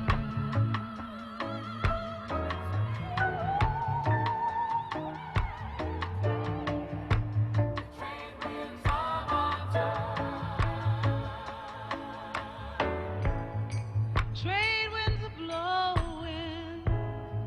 blowing around me, while all around me, what do I see? Hatred and jealousy, brotherhood is dying, love is the answer, nobody's buying. You're listening to Black Women's Leadership Council on WURD Radio 96.1 FM, 900 AM, streaming live on WURDradio.com. We lost Paula for a little bit, so we played the song a little bit longer in order to get her back. That's such a beautiful song, Joanne. It is. I love it. Yes, it is. I love it. The trade winds of our time. Yes, beautiful. So we've got George on the line. George? Good afternoon. Okay, well. All right. So I don't think we have George. So let's go on. What's happening today on this show is that we have some pretty informed callers, and Sandra was very informed. Yes. And she laid it out in such a way that, you know, where you can really get it and where you really can see it. That of these motivating forces. And we have to stay focused, because here's the thing that troubles me so much. We can and try to say that we ought to be extremely alarmed by what's going on in the city, not just city, what's going on in the country. There is a chipping away of our rights. There is an aggressiveness. Someone on Facebook, that's watching the show, said that they felt like this was the far right group that marched was just a test. Mm-hmm. And I think that person is onto something. I think there have been a lot of tests that have been going on. And what I'm concerned that we're not concerned enough as a community to know that there's danger ahead. There's a lot of danger. This country is afraid of the browning of America. That's right. Obviously. And when you're afraid of something, white men are afraid that they're losing their privilege. That's right. And that they can't, and they believe, and I think wrongly so, that they will not have a quality of life consistent to what they have enjoyed. So for you, in order for you, other people to be considered equal, they believe that they'll lose something from that. And when I say that, I think they're talking about not just, there's categories of people, women, minorities, afraid that together that people who will want their rights will somehow take something away. And we also see another phenomenon, and that is that there are people who have aligned themselves with allegedly the black cause, and suddenly have fear. We talked about the comedian Bill Maher, and suddenly how he moved to the right when he thought his privilege was being attacked. That's right. Being threatened. That's right, being threatened. And then, and we can, call the news for story after story. And this whole notion of teaching children, and this whole misnomer about teaching children history, the correct history about what happened in the United States, somehow shouldn't be taught. And all of these breathless rules that are being introduced in these various different state legislatures across the country, that to call back voting rights, to talk about what you can say and what you can teach, because you don't want to teach slavery, because most of the books that talked about slavery didn't talk about the brutality. It did not talk about the economic benefit that was given to the birth of this nation and to draw it. It didn't point the fingers to some of the companies that are standing today that have made their money off of the free labor and the brutalness of slavery. Our ancestors, That's right, Joe. And that means because that's a justification for reparations. Repair the harm. That's all reparations mean. Repair the harm. And so they want to deny it so they don't have to pay up. It's time for them to pay up. And the other thing that we see, one more second, the other thing that we see is that there is a group of people who are in this country who are poor, who are white, and who are the most ardent supporters of Trump, and all of the others who live very well, live lush lives, and they're poor. But the one thing that people like Trump and his ilk know, that you can tell poor white people, at least you're not black, and they will be okay with that. And if you can deny them something, you can put them at the bottom rung, and they will be okay with it, because as long as they know they can keep their foot on your back, they don't mind being down there with you. That's true. Really? That is so true. That's right. I mean, that's what the whole privilege is all about: control and authority over us. Control and authority. And back to your issue about the history of slavery and black people in the country. All of that around this critical race theory, which is not something to be taught in K through 12, but it is taught, and it came out of the law schools, because people graduate from law schools, move on, become legislators, they understand and know the law. They're the ones who have to be taught critical race theory and how racism permeates the law. The law is not blind. The law permeates the racism in the institutions that we have to partake in. So critical race theory has nothing to do with teaching Black history in K through 12. Critical race theory is for grown-up people in law schools to understand that you bring your biases and your prejudices into the law, that it is not blind to that. It is a part of it, and that's why we had the Jim Crow laws. That's why we had the slave catcher laws. That's why we had mass incarceration, because people bring their biases. But if you teach them and they understand the true history of slavery, they can be confronted with their own biases. Okay. And if, knowledge is power. So if you understand what happened before you came along, you don't perpetuate it. You don't continue it on. This is the whole reason for critical race theory teaching. Has nothing to do with Black history to be taught in the school system. And people are putting misinformation out there.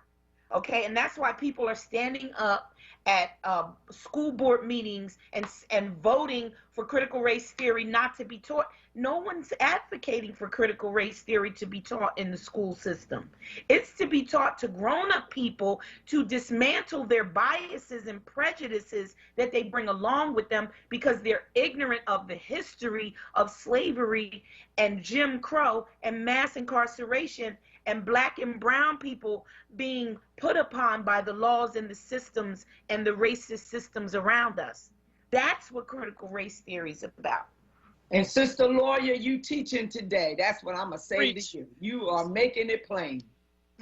So Nicole Hannah-Jones and Tyanese Coates, who I love, are both of them are going to now be teaching at Howard University. All right. Oh, yes.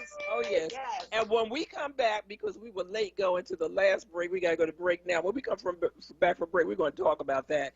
So you're listening to Black Women's Leadership Council on WURD Radio, 96.1 FM, 900 AM, streaming live on WURDradio.com. We'll be right back. Are you an educator looking for a life-changing opportunity? Youth Build Philly Charter School might be the home for you. Apply to Youth Build to join a family of educators dedicated to learning and growing with young people. Check out current opportunities at youthbuildphilly.org or follow them on social media at YouthBuildPHL. Join Youth Build today. Youth Build is now accepting applications for the class of 2021.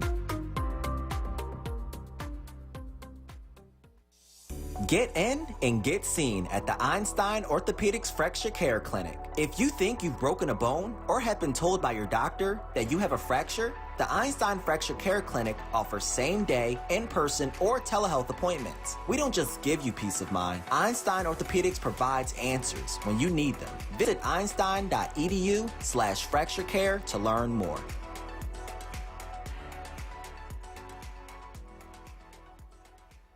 The WURD Radio Newsletter, keeping you informed, engaged, and connected. Sign up by visiting WURDradio.com. Scroll to the bottom of the page and type your email address under Connect with Us. You'll receive the latest information on WURD Radio, messages from our President and CEO, Sarah Lomax Reese, exclusive articles and multimedia content, and resources. Stay informed with the WURD Radio Newsletter.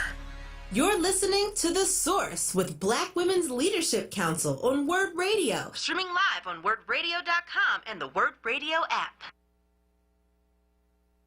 Birds flying high, you know how I feel. Sun in the sky, you know how I feel. Breeze drifting on by, you know how I feel. It's a new dawn, it's a new day. It's a new life for me, yeah. It's a new dawn, it's a new day. It's a new life for me. Ooh, ooh, ooh. And I'm feeling good.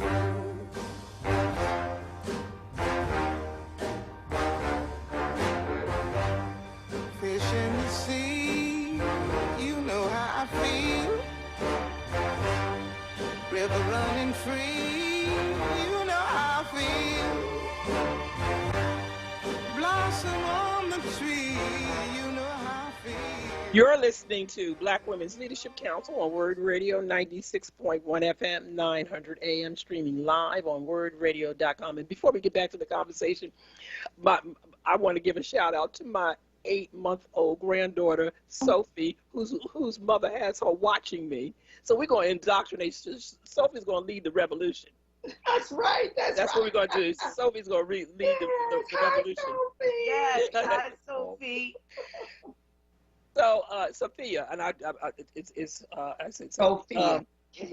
So, you know, the fact that, and we're going to get to Tyrone next after this, they tried to block Nicole Hannah-Jones, and because she wrote about the 1619 project, and that's too much history for them to so they want to rewrite that, and because it was embraced. But I think that it's a good thing that they went on home to Howard. That's right. That's right. I think, and I love Ta-Nehisi Coates. So do I.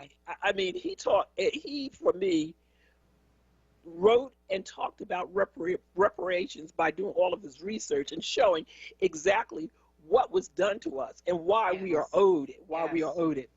And both of them are required reading. Yes. Yes. Required reading. Required. That's right. That's right. That's right. You know, and I wish I was young enough now to go back to school and go to Howard and get in that class. Yep. Either one of them. Yes, but you're never too old, sis. You're never too old. Never too old. Maybe I can get on an online class. Maybe I can get an online class. Yeah, girl, I'm with you on that. That's right. Yes. Yeah, Howard look is into so. that, but. Yeah. I was just saying Howard was so fortunate to have both of them. Oh, so fortunate. Ta-Nehisi Coates, I remember his article that came out in the Atlantic a few years ago. It's about reparations. That's my Bible. He spelled it out in every era of our lives. And he talked about the history down until today in real estate, in healthcare, in economics, in education, and in criminal justice. He just spelled it out. Yes. Why Black people are entitled to reparations.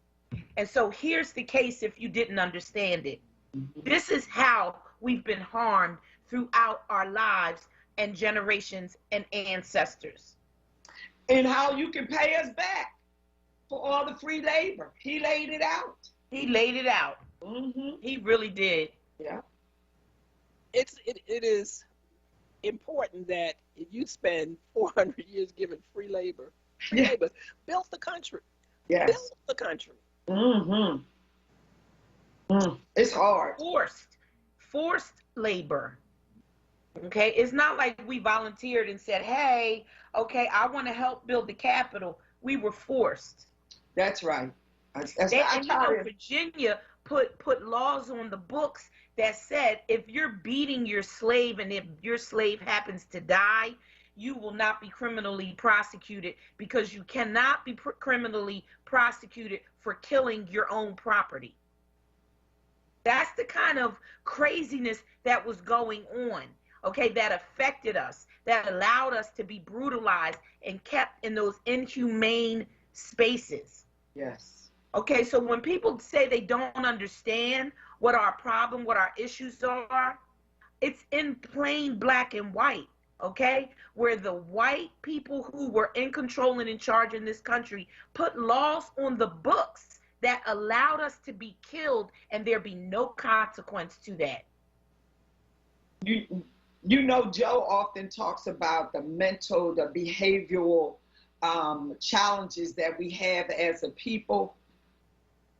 I think it's time that we discuss, not, of course not today, but I'm talking about as a nation of the people, the psychosis of Black people as a result of our enslavement. See, they try to whitewash, and I say that whitewash as if we don't have justification of how we perform, how we respond to our humanity based on 400 years. It's unimaginable.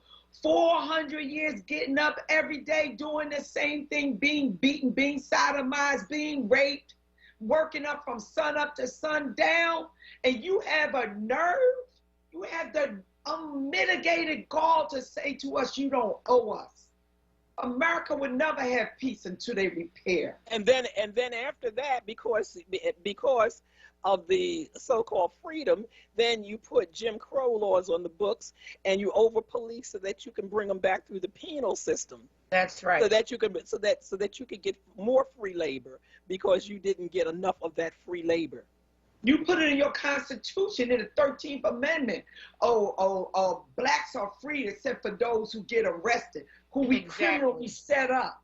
They put it in there. Every time we make progress, they come, just like you said earlier, Joe, at the beginning of the show. Every time we seem to uplift ourselves by our own bootstraps, here they come instituting some policy to try to pull us back down to where they believe we belong. Case in point, in the 21st century, in 2021, voting rights. They're trying to deny us our voting rights as citizens in this country. Unmitigated gall. Yeah, we have to demand. No more requests, no more ask. We have to demand. We have to demand. We have to get to it the means point. it means that we need to wake up. We're going to go to Tyrone in North Philly. Well, peace and blessings, my queens. Peace and blessings. God. Peace and blessings. Much love and respect to my WURD family. And once again, ladies, I thank y'all so much for speaking on target. You know, when you start looking at the slogan about Black Lives Matter, you can see that we don't matter. You know, it's not our lives. We do not matter in this country. Anytime with the things that we are fighting every day in our community and the legislature, I'm not talking politicians, I'm talking the legislature, the government, are more into trying to disrupt our freedom and right to vote as opposed to trying to help to resolve many of the issues we are facing each and every day in our community. And when you spoke on, my sis, when you spoke about, again, all across the country, it just seemed as though they do not see our problems as being a problem. From what I can see, it seems as though, and you know, and this is very, very disturbing for me. And not only disturbing, I think very, you know, it's just sickening that many of those folks think this is how we want to live. They don't care about the people who are fighting every day to deal with the crimes in the community, to deal with the hardship in the community. People fighting every day. No, they don't see it, the ones who fighting. They see us all in one group. That's how they want to live. And I think that that's a very, very destructive and explosive situation in this country for folks to continue. When I say folks, I'm saying government to continue to do the things that they do and not support trying to resolve the issues in our community. And I'm going to close with this, ladies. You know, I was just talking to my godson. My godson and my nephew worked for me in my summer program. And he was just killed last Wednesday. Oh, no. Got caught up in a gunfire. You know, my nephew worked two full-time jobs, and he just got off one job, was talking to some neighbors across the street, and would go walking home to get ready to go to his second job.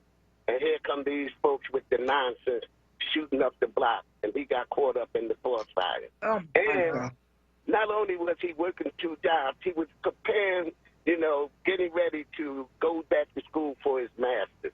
So the things that these folks with these guns don't see is the disruption and the hardships and all the penalties that they are, you know, creating in the community, and they just don't know that whatever they're going through and why they are doing it, they're making it harder because they are taking, you know, they are taking away those individuals that may be able to help deal with the issues that they are confronted with, to make them need to get a gun to, you know, to handle it. So I'm just so sorry about my nephew, but I'm more hurt that when I called his friend to tell him He said, Tom, I read about it and I knew.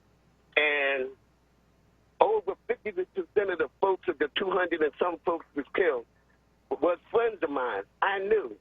So right now, I'm just numb to the whole situation. And ladies and gentlemen, that's what I think is happening in the community. Many of us are just numb. I think that we are. We're up against the clock, so thank you.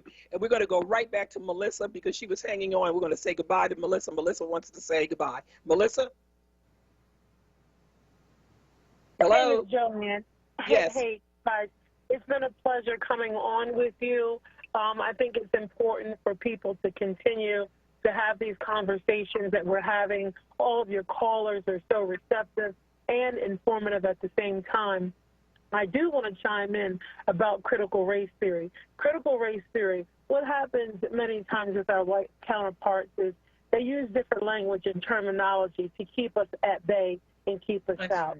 We all know the less education you have, the less a conversation you can have and produce and think and challenge and so on and so forth. So a lot of times they have words that they like to use or message points that they like to use and try to keep us out. Critical race theory, truth. That's all it is. It's the truth.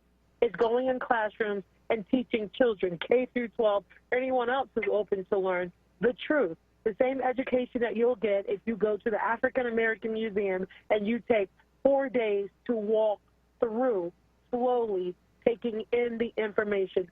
That is simply the truth. And there is no need for anyone who claims to be just, who claims to be moral, who has a sign in the front door that says Black Lives Matter, who has a sign that says hate doesn't live here.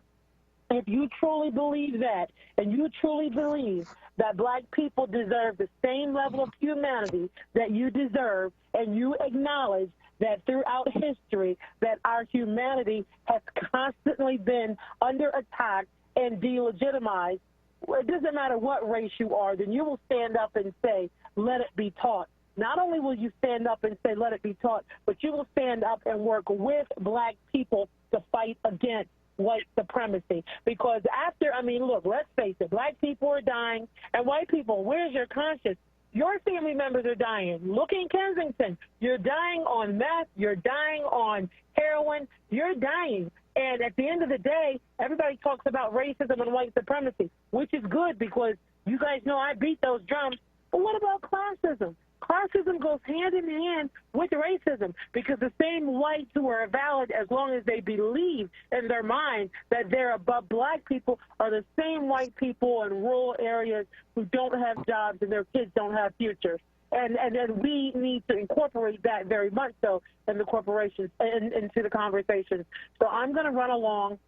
I just want to say thank you all. You all are amazing. Let's have that conversation so we can immediately get some answers from the police commissioner, the mayor, and council, and hold some people accountable in the police ranks so there's consequences to their actions and not just a pat on the hand for putting Black people at risk and putting our lives in danger is essentially what you're doing. You're promoting violence against Black people, police officers, and we see you and we know it.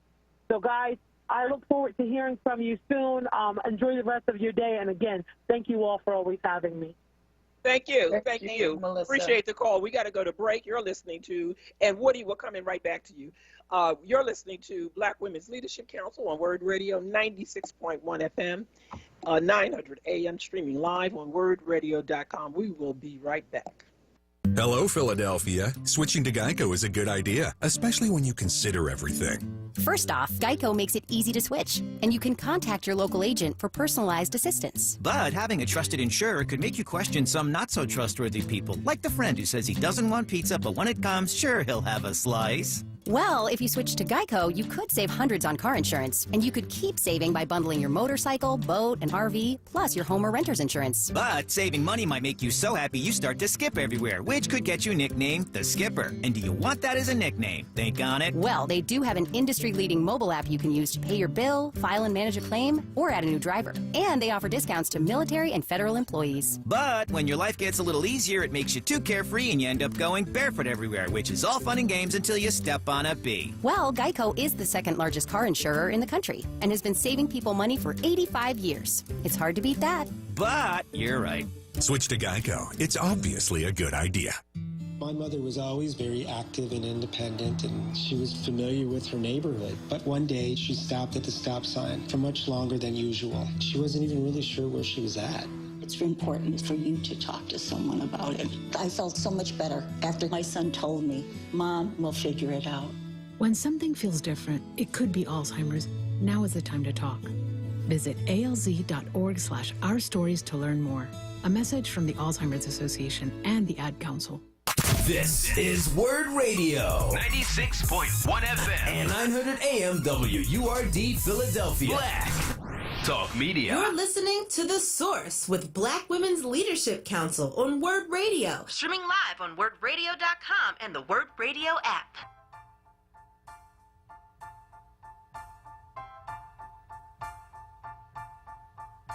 I put a spell on you because you're mine.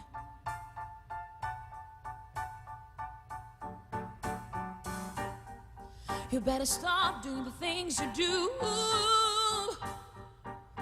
I tell you, I ain't lying.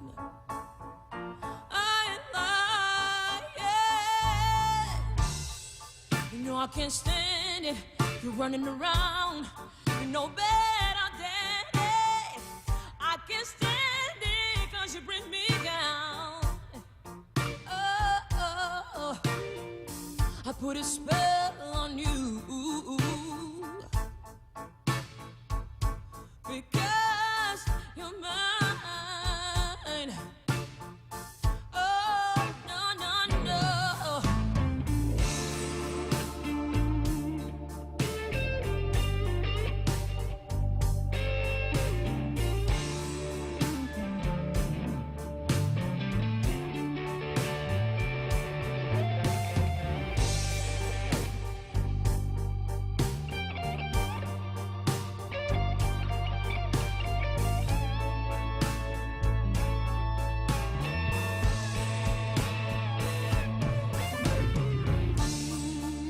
no.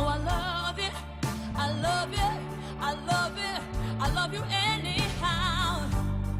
And I don't care if you don't want me. I'm yours right now. I put a spell on you because you're mine. Hey.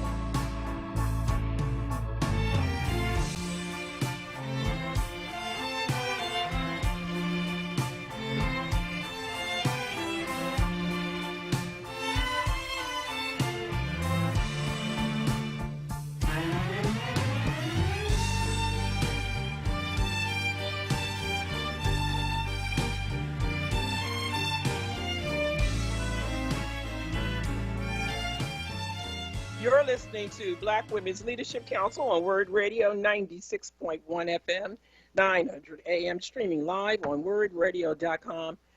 And we are back, and we're going to go right to Woody. Yes, ma'am. I tell you, I had a lot of people here today, and we were sharing with the younger and the older. I believe by bringing those two together, the very young and the very old, one has the knowledge and the other has the wisdom. So when you bring wisdom and knowledge together, you create an explosion called understanding. And all you're getting, that's what we're after, that understanding. So, Miss Joanne, I'm still trying to get understanding because I know everything Miss Melissa was saying is correct. We're just not identifying ourselves so that the problem can at least start to get worked on. And the Office for Non-Immigrants, Children of Former Chattel Slaves Living in America Today is an office that I'm not waiting on trying to get. We're in the process of forming it outside the City Hall. But I would like to see it in City Hall, so if you got some buttons you can push in there, please make sure you do. But I would definitely like to have your information. I left my number several times, but I do know that you ladies are extremely busy and you're doing a big job when you're on the air because you got a lot to take care of. But I'll leave my number again, or you can leave me a number. No, I'm going to give you talk to Jordan. Jordan will give you my number. Okay. All right, so I'll call back and I'll talk to Jordan, because that's more important right now, I think, in this position that we're in today, to identify who we are, who is having the problems. And when you talk about a spell, you put a spell on me. America has put a spell on the people of darker hue as it relates to the chattel slaves, the only non-immigrants in the nation.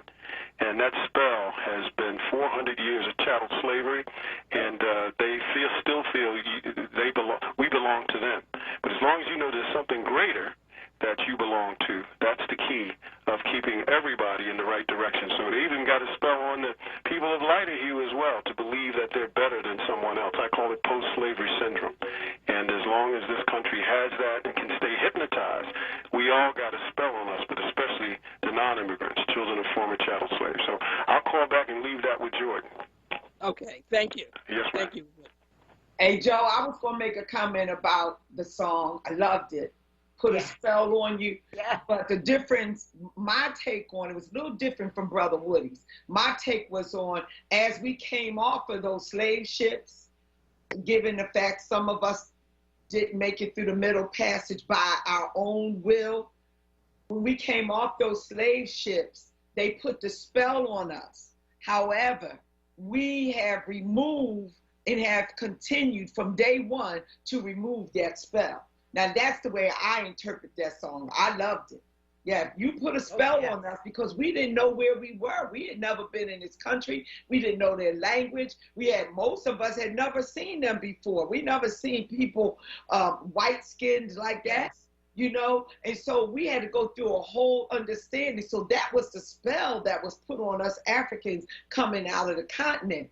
But from the time we began to understand them, work for them over those 400 years, we began to remove those chains off of us, which it was the spell. So we continue to fight to remove the spell that they put on us in this country.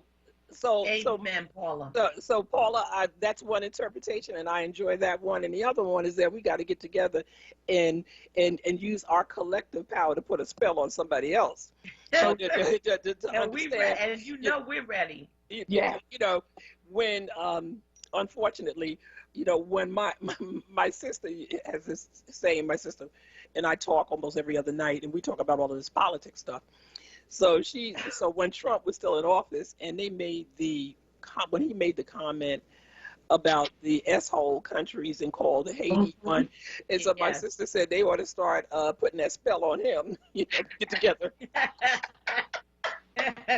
Jerry's crazy. And she said all you got to do is everybody sit down and start humming, and you know, put the dolls up and everything. And she said you probably would scare him. Oh, he would be scared. All right. For sure. So start talking in foreign tongues. Yes, indeed. Yes, indeed. We have Gary from Southwest Philly. Gary. I've been enjoying your discussion, but it's been very painful, you know, listening to what's going on with our people.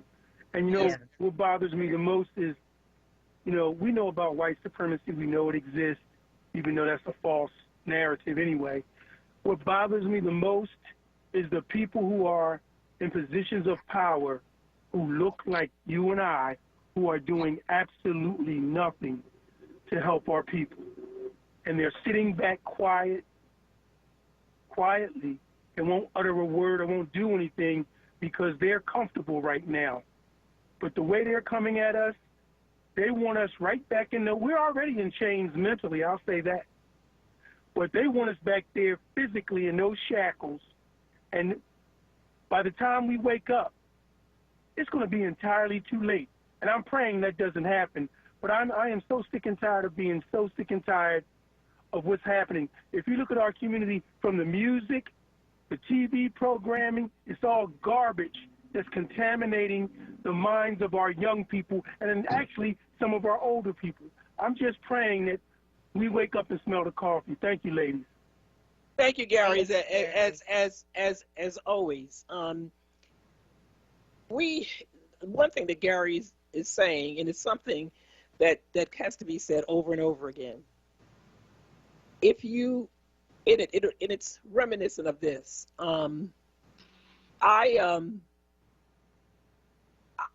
feel like if you go back in your history about Nazi Germany and in the 30s, where people felt like they felt safe. They didn't see any kind of they didn't fear when the brown shirts were marching. And so I conjure up in my head in early 1930s, late 20s, in Germany, where the German Jews were sitting there, having their coffee, sitting along the boulevard, sipping their wine, having led lives that have been up to that point successful. They were merchants. They were all sorts of businesses that they owned, and they lived a comfortable life. And there was an underpinning of a group of people who felt like they had lost something during periods of depression and all the other stuff, and they felt that they enjoyed a better life. And so here comes this group of people called the Brown Shirts, lifting up Hitler, marching through the streets, and they would look at them. In my mind, they would look at them and say, "I don't think we have anything to fear about that. That they're not going to take hold." Mm-hmm. You know, and those were the last words. They didn't fear them. They didn't see it coming. Mm-hmm. They didn't see it coming, and then it progressed. And then they said, "Well, they would never elect Hitler, didn't they?" And then it progressed to the next step. So let's look. Let's 2016 or 2015. Oh, right. They would never elect Donald Trump. That's right. That's right. Right. Same exact thing. That's and what we stood up and said anything. You know, it was just like a backlash because of Obama, because of Barack Obama and his administration. Okay, they could not stand the fact that a black man was elected president of this country, okay, and ran this country without controversy, okay, and they could not stand it. So they made it their point throughout his administration to slap down every piece of legislation he tried to put forward that would benefit the American people. And as a result of that, you got a Donald Trump.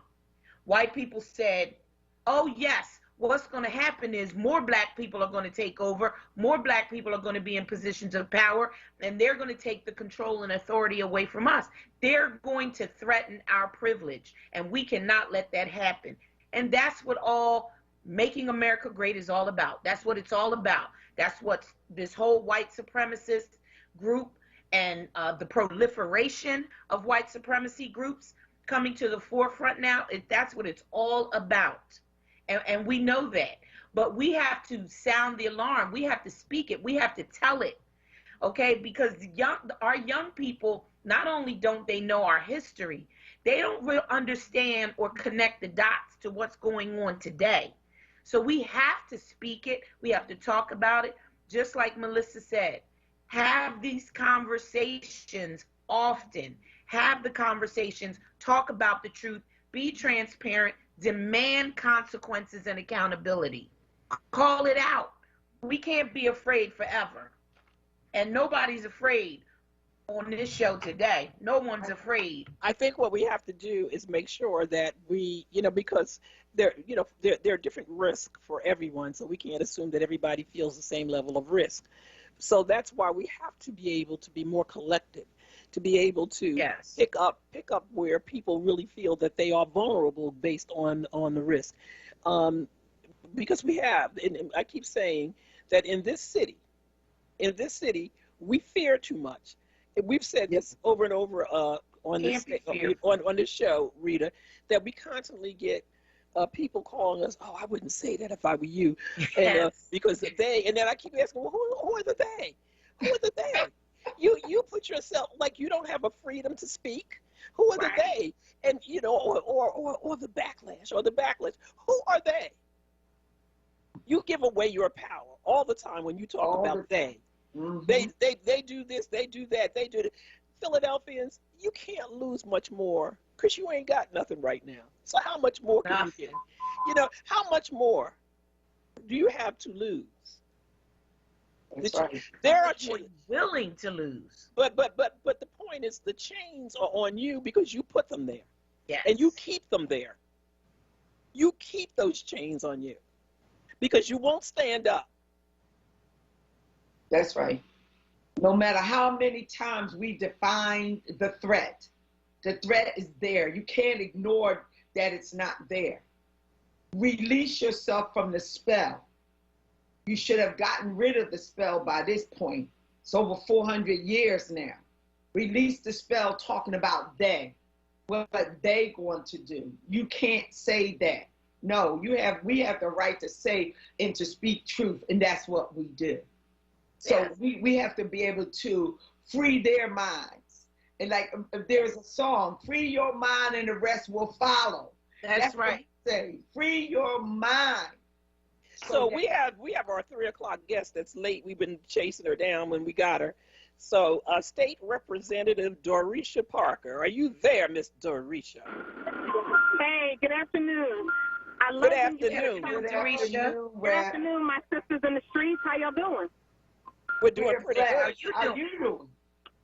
I love the fact that when I get a text message from Big Sis, she always calls me when I'm out knocking on doors, and you know I got to pull over to talk and do what I do. But it's because this calls, and I got to check in with the people to let them know that not just the fact that I'm walking it, I'm talking it, and I'm in the street. So that's what I'm doing. Good. Well, we know that we like when you're in the streets, and we're going to give you a chance to talk to more people and reach more of your constituents, and while you're putting that shoe leather in, you know. So so we wanted to hear from you today, and we wanted to hear from you about a couple of things. This increase gun violence, and I know that you are working very hard in your district on that, and I know that you were involved in, as all of the state reps, in the budget discussion. So tell us a little bit about this $30 million in gun violence money that's supposed to be spread across the state, and then more specifically, what is it that you're doing in the collective, and then what are you doing specifically in your district? So one of the things that I've been sharing, and when you talked about the $30 million with that individuals as far as that are boots on the ground organizations, making sure that they have access, meaning that they're able to click the link to apply for any of the grants that's available from the state. So what I'm making sure I do is the individuals that are the decision makers, we're going to make sure that we have a Zoom so we can walk our individuals who are doing the work in these groups access to this. Because what I don't want is people going to this site, getting frustrated that they're trying to apply and they're not able to get to a real person. So we're going to make sure that we have a point person that's able to identify groups that we already know exist in 198 districts and encouraging them to apply. Good. So do you know how much is going to be distributed to the Philadelphia area and region? At this time, no, I do not. No, I don't. No. So, so what is happening specifically in your district with respect to gun violence? What are the numbers? Do you know the specific numbers for your district?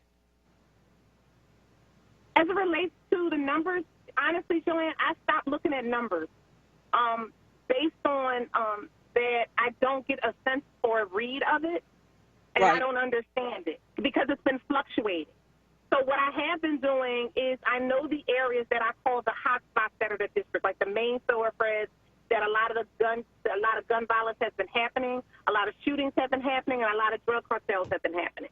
So those are the areas that I'm making sure. Those are the areas that I make sure that I'm hitting with my staff and doing a partnership with the district attorney's office and in partnership with townwide, so that individuals know that there's other options other than doing what you're doing. And we recently just hit 22nd Street in my district, 22nd and Allegheny, and we're handing out gun locks. Because what we can't have in the individual's home is our babies being killed because adults aren't being safe with guns. Yes. So important. Paula? Yes. Hey, Rep. Paula Parker, how are you? I'm good, my sis. What's going on? Not much. I have a question. We've been pushing on the show, but we actually been pushing for weeks now. But we're actually honing in on this to have calling and demanding that the mayor, police commissioner, her lieutenants, and whomever else they want to have convene a press conference ASAP to be able to report out to the citizens of Philadelphia about what is going on in our city regarding the over 1,000 shootings that have occurred in the city and the over 230 murders that have occurred, as well as the most recent last Saturday, the white supremacists, the white nationalists, the brown shirts, whatever you want to call them, came into our city in the bleak of night in unmarked trucks and began to attack Black people in the city and to march in our city. We want a full-blown report from the administration. So we would like to know if you, as a representative of Philadelphia County, will stand with us in pushing and demanding that the administration convene this press conference as soon as possible. Again, for me, in all due fairness, Paula, whatever the constituents in the community wants to do is fine. I just want us to be extremely strategic as it relates to press conference, because I don't want a different narrative to be written. Prime example, the demands that you're asking, we need to have it like a time frame and strategic plan type of a manner. When do we want it? How soon do we want it? And what are the outcomes that we want after we get the data based on what we're demanding? I have mixed feelings sometimes about press conference, but I'll take the direction from you ladies if that's what you choose that you want to do. But meet them where we are. Prime example, if you have one of the hottest corners in your district, that's the place where you need to have your statistics from all of the people that you have and ask those demands.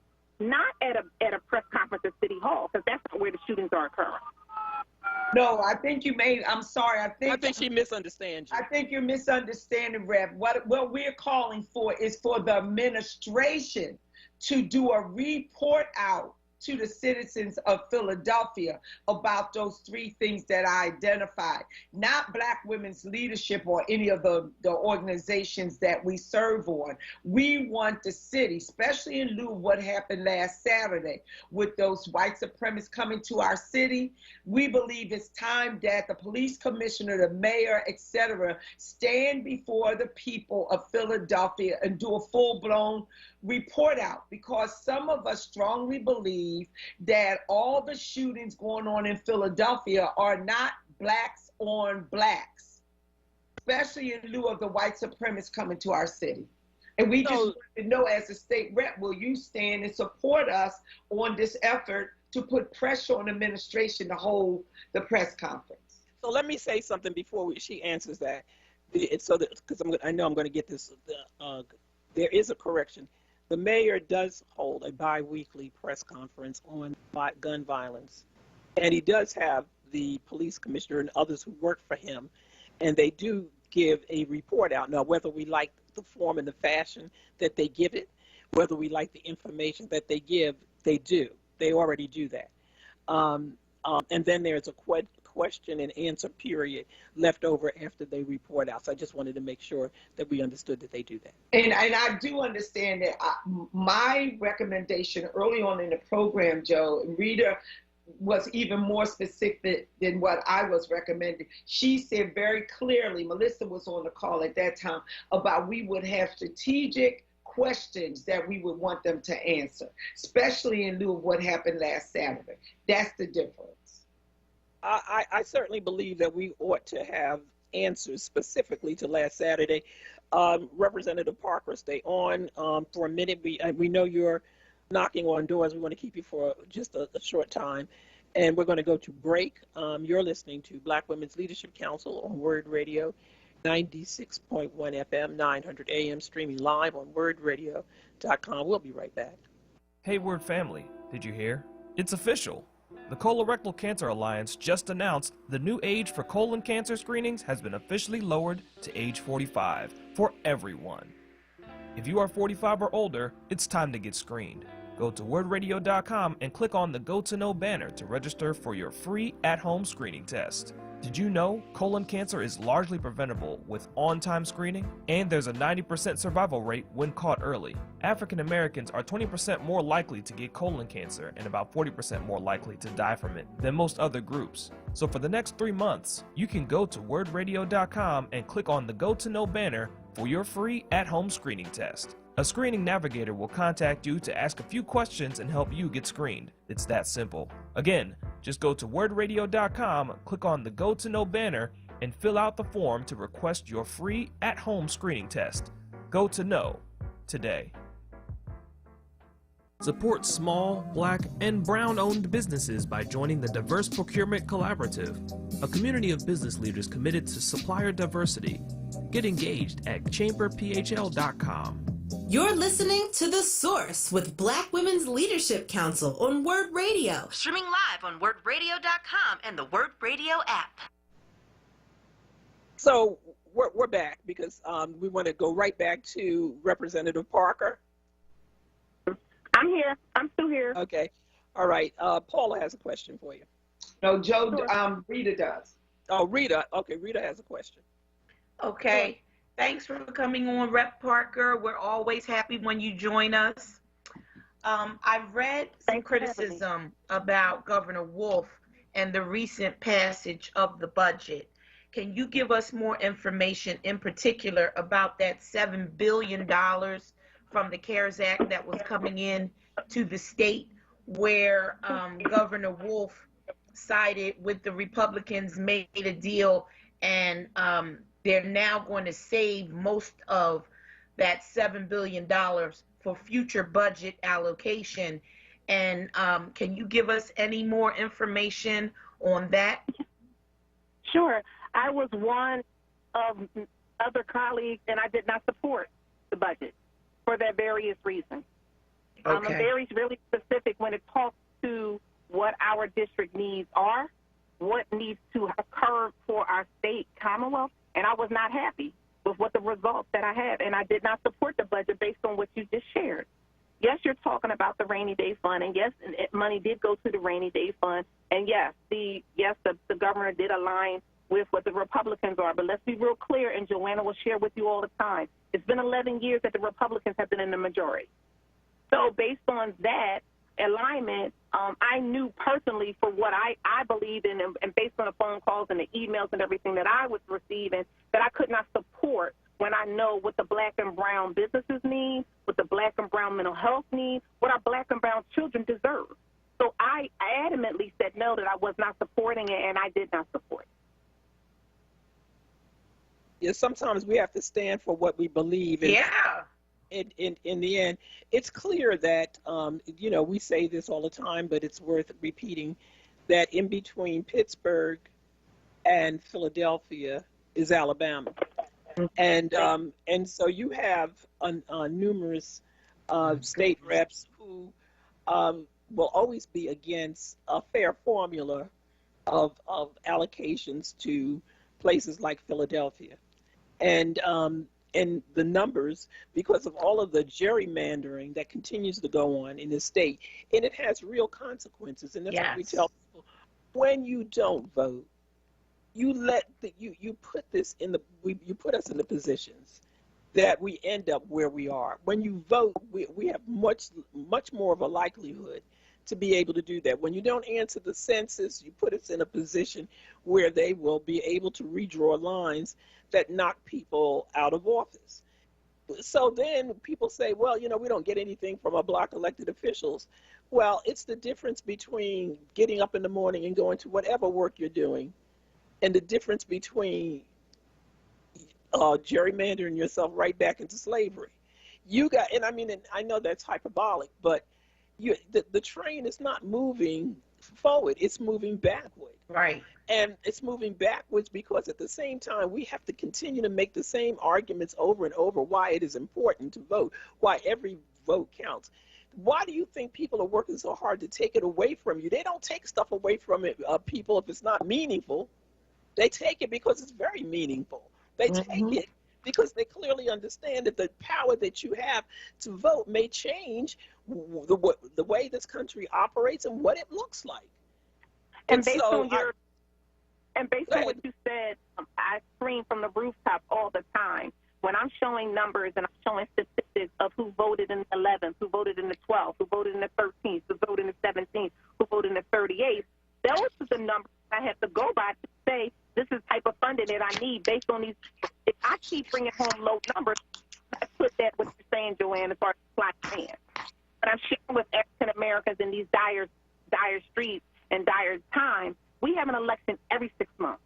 Next year is extremely important, not just the fact because I'm running, the fact that you have state reps, you have state senators, you have Congress, you have U.S. senators, you have your governors, you have your ward leaders and your committee people all running next year on top of redistricting.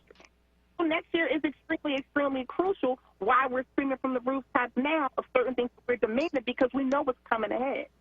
And those are the type of conversations that I would like to see based on the demands that Paula wants. I would rather do it something, Paula, in a meeting. You know, we could talk about it online. I don't have the best feeling when it comes to press conference. I feel like sometimes people do things as talking points, and it doesn't hold a person accountable. If you want certain things demanded, then we should demand it and give them a timeline to do it. I don't want us to come back next. It's been a week, and we had individual groups that are white supremacists coming to our city, antagonize black people. That's unacceptable, that's disrespectful, and it's damn right dangerous. And we cannot allow it. Those are the type of the demands that I'm asking. Those are the type of demands that we should get, and we shouldn't be waiting for no more. If these are the type of people that we should have it, and you should get it done, and they should be giving it to you immediately so you can announce it on the radio. That's where I'm at. Exactly. Well, we're on the same page, Brett, because that's exactly what we were saying earlier in the show. Don't wait until you get a response from the largest demographic in Philadelphia based on you permitting and quietly supporting white supremacists coming to our city. Because we're not going to just stand silently by and allow it to continue to happen. And so we don't want the response from police that are paid by our tax dollars to come and attack us when we've been forced to respond to the white supremacists, the white nationalists, because they have failed to do so when we've been warning them week after week that this is a threat. We're warning them about the threat. And based on what you said, let's be real clear. Let's call a spade a spade. You got the first lady that's in our city. You mean to tell me the intel that came because of certain groups that they know about?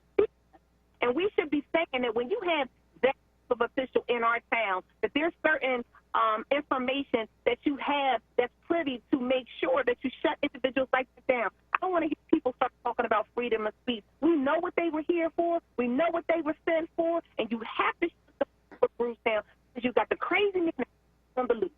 That's why you have to shut people like that down. And they do not need to be coming to our city antagonizing African-American people. That should not happen at all. Absolutely. And that's exactly what we said, Rep. Parker. We said, if white supremacists come into a city that's majority black and brown and minority, they cannot be allowed. It's insightful, it's dangerous. And we have a right to demand a correct response from the police because the police did not respond in accord with our community. They allowed it to happen. They allowed them to come in here, and don't tell me that they didn't know, because they knew. That's right. There were no arrests. No arrests. Nope. You let that have been some Black Lives Matter. I said the same thing. If it was Black Lives Matter, it would have been a totally different conversation. It wouldn't even been a conversation. Different conversation. People will be getting bailed out or trying to get bail because they would be arrested. Exactly. They would. The police would do as much as they can. Right. They will do as. I can't hear you. I said there are some outstanding issues as it relates to Saturday, so we should not be in a situation that there's a week past that there's questions that need to be answered. So the directions need to be taken by you women and beyond to get these questions done, and they need to give it to you right away. And however method that you want it done, I will support it. Thank you. We just want transparency. Thank you. Yes, thank you. And we're demanding it. We're not asking anymore. We're demanding it. That's it. So, Rep Parker, we're going to let you go so you can finish knocking on the doors and getting that most important work done. Absolutely. Anytime, All right. anytime, ladies. I appreciate y'all. Love you. Okay, we love you too. Thank you. Stay All safe, right. Rep Parker. It's hot out there. It is. Yes, be careful. Mm-hmm. Hydrate. So another topic I wanted to bring up as we come down to this last half hour. So I call this week in racial buffoonery. So in New Jersey, a man was on a racist rant and with his one of his neighbors, and he called him all kinds of racial epithets. And then he adds, well, he wrote a check that he couldn't cash because he said he gave his address out and said, if you don't like it, come see me. And so 150 people showed up at his house. Along with the police. So his name is Edward Cagney Matthews. He's 45. So when they were out there, they told me, yeah, well, you come on out. Come on out. We here. You said, you gave the address. 150 black folks with Black Lives Matter signs and all the other stuff. They say, come on out. And he was so glad that the police were there because they did.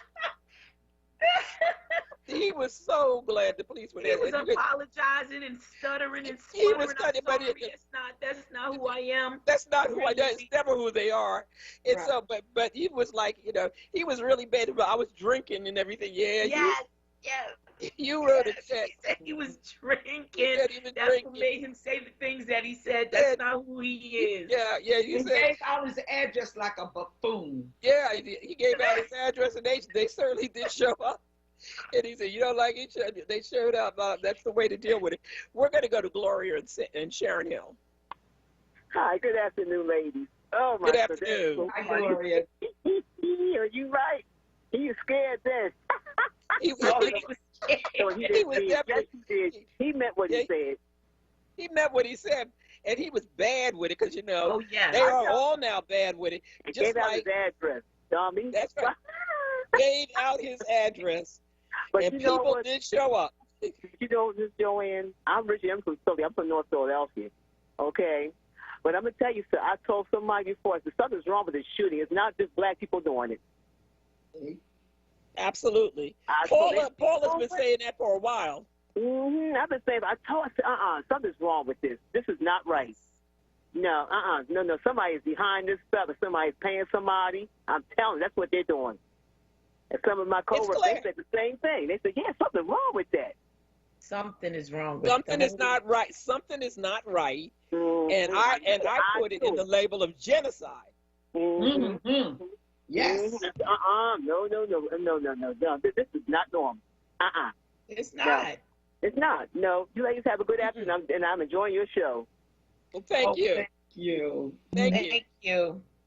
Yeah, it's just like going back to the white supremacy march, that they were just the marching until they started getting chased. And somebody said they had these little shields, right? And so somebody was like outlining what happened. They said that they put up their toy shields because they were running it with, whoever misled them to say to them, go to Philly. They need to go back and whip that person's butt. Yeah. Why did you send us into Philly? They are lucky that they're still alive. They are. They are lucky. The brothers came out and whooped on them. Yes, but some of them said, one of them said, in the first tape that was circulating, one of them said, it seemed to be this brother's voice, and I could hear he was in his car, and he was filming it. Yes. And so he said, where's my gun? I ought to cap him. I know. And I was like, he said, then he was yelling out, come on in the hood, marching in the hood. I'm like, oh my God. Didn't somebody tell them how dangerous this could be? Yeah. I mean, on a lot of levels, it's dangerous for them. Somebody misled them. Yes, they're being misled.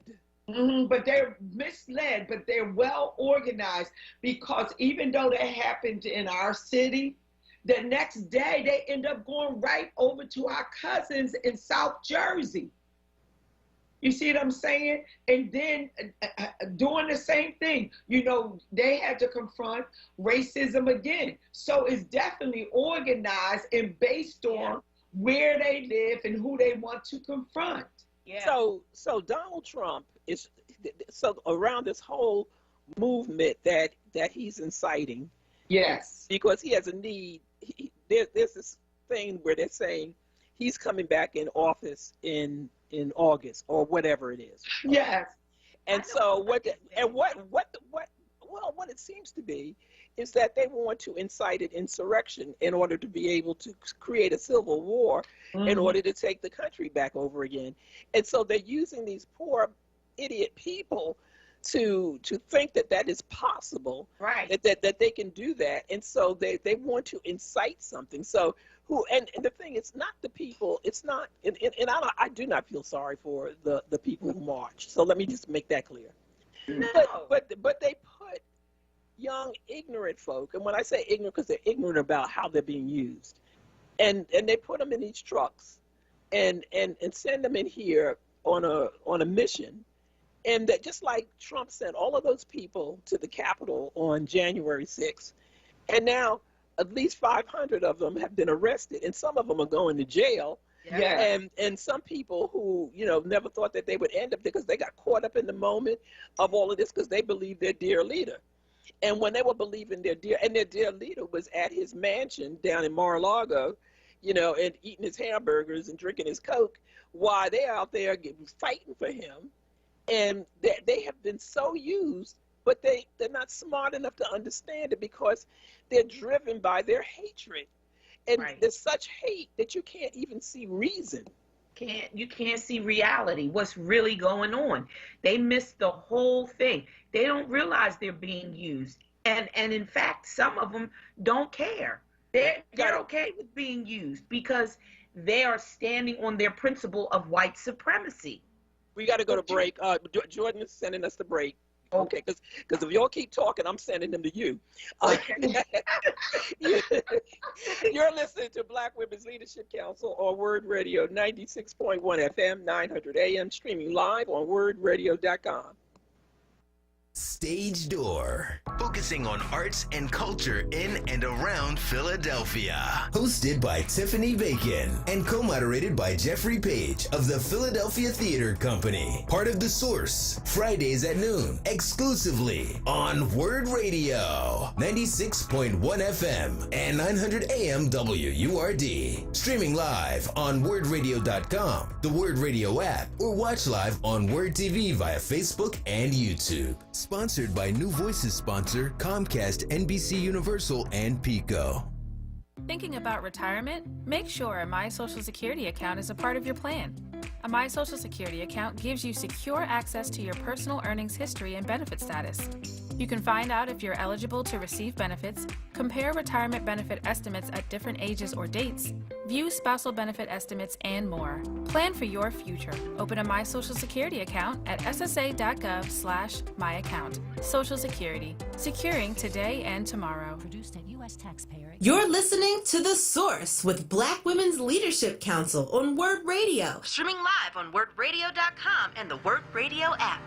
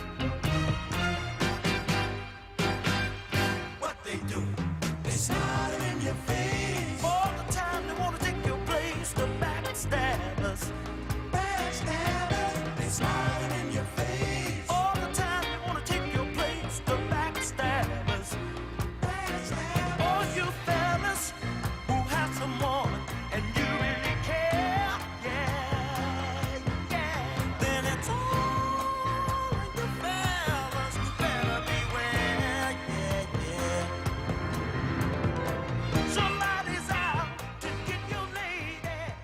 You're listening to Black Women's Leadership Council on WURD Radio, 96.1 FM, 900 AM, streaming live on WURDradio.com. That's what they're doing in Washington. They smiling in the Democrats are smiling in each other's face, but we can't get a voting rights bill. That's right. That's right. But we can't get the George Floyd bill. We got 50 senators for which black women made sure that they could deliver Georgia. Yes. It got out in the street to get the 2 senators, and then we got some backstabbers. Mm-hmm. That's right. Yeah. That's right. You know, Joe Manchin. Yes. Kristen Joe Sinema. Manchin. I was going to say cinema. Mm-hmm. Joe Manchin is really the worst. He's a turncoat for sure. I mean, I don't know what he's thinking. Both of them. Cinema too. She tries to rationalize what she believes in relationship to why she doesn't support these 2 bills. There's no rationale.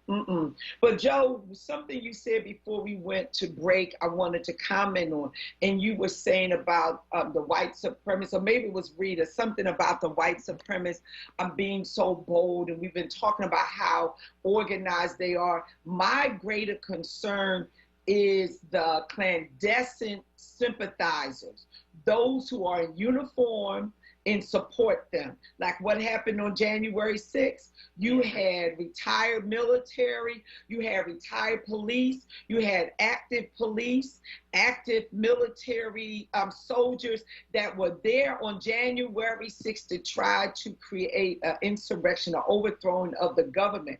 So my greater concern for us as a people and the other minorities is those who go to work every day in uniform and support and sympathize with them. They are a greater threat to us because we don't know. We don't know that they support and sympathize with those people. So when you talk about August and that crazy Trump thinking that he's going to be put back in office, we have to really pay attention to that to say how they intend to do that. What is their clandestine plan that we don't know about? They keep talking about a race war and all of this, and we're like, here they go. We can't be dismissive. We got to try. I know. We cannot. We have 2 quick calls we have to take. Okay. We're coming down the last 15. Abdul in North Philadelphia. Right. Peace. How you doing, sisters? Peace. How are you doing? Hi, Abdul. Let me turn my radio down here because we won't have any feedback. Okay. Yeah, I'd like to know why they're not talking about the incident of the white supremacists up in Winthrop, Massachusetts, that shot that black retired state trooper and their sister that was with him. So can I say, Joe, when did you join us? What time? We've been on since 1 o'clock, and we talked about it. Oh, okay. I'm sorry then. Okay. I'm really sorry. I apologize. Okay. Also, knowing that these white supremacist organizations are attacking black folk openly again, why aren't we being given some type of warning in our communities across the country? So restate that again. Why aren't we giving warning about from who are we expecting?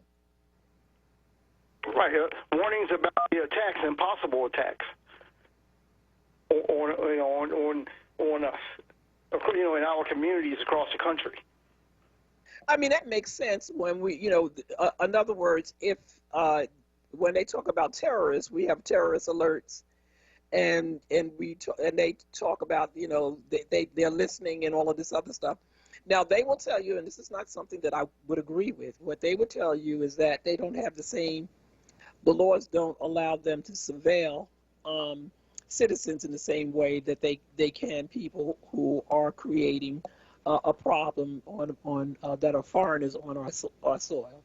And that, again, if that is true, I believe if they want to do it, they can. But if they believe that they need to be backed up by law, then I think that that's something that Congress should pass. And we know that that's not going to happen because more than half of it supports it. And not only that, we're asking for them to do it on a city level, right here on a local level. We're asking for them to do that. Right. Now, okay. Also, what I'd like to know is because I didn't find out. Did that group, that white terrorist group, did they just pop up, or were they given a permit? We sincerely doubt that they were permitted, because they came in under the cover of darkness at night and late. Right. And so we don't think that they did. I think the question that we raised was why they weren't immediately escorted out of here, even if they weren't doing something that, that was illegal on the surface. They didn't have a permit to march. Instead of the police rolling alongside of them, giving them an escort as though they were permitted. That has to be answered. The mayor has to answer for that. The police commissioner has to answer for that. And we need an answer for that, because if Black Lives Matter decided that they wanted to march down the Parkway at 8, 9, 10 o'clock at night in Philadelphia the day before the 4th of July, there would have been so many police out there, and they would have been knocking them up and handcuffing them and taking them in vans and wagons and stuff. That has to be answered. Yes. I agree. They have to be held accountable. Wonderful. Okay, and in my closing statement, like I'm somebody great or something, right? I would really like to hear much more about the Honorable Marcus Garvey, because the program that he put together for us is amazing. It is amazing. The Constitution, oh man, it's just truly amazing, and I don't see any other solution. I really don't, at this point, so, but I know very little, so. Thank you. Thank you so much. Thank you for calling. So we have to go to this next call. Let's see, Chicago, West Philly. Shabaka. Shabaka? Yes. Okay, Shabaka. Okay, hi, ladies. How y'all doing? How you doing? How are you always listen to your station when y'all are on, but I just first time calling. Do you remember, if I can remember correctly, back in the middle 70s or late 70s, where some white supremacists came in and they shot a black man and killed him? It was what they call it, for one of them to get into their group, and they came in. I can't remember the brother's name. I can't remember the exact date, but I know it was in the middle 70s or the late 70s, and they killed this brother. Do you remember anything like that? I don't. No, I don't remember that either. Yeah, and it was in Philadelphia. Yes, it was in Philadelphia in the middle 70s. Yeah, middle or late 70s when they came in. I think it was two of them that came in, to get in this group they wanted to get, and they picked this one fellow walking down the street. Oh, you know what? I think I do remember what you're saying. Yeah, it was some sort of initiation in order to get in. Right. Yeah, I vaguely remember that. Yes.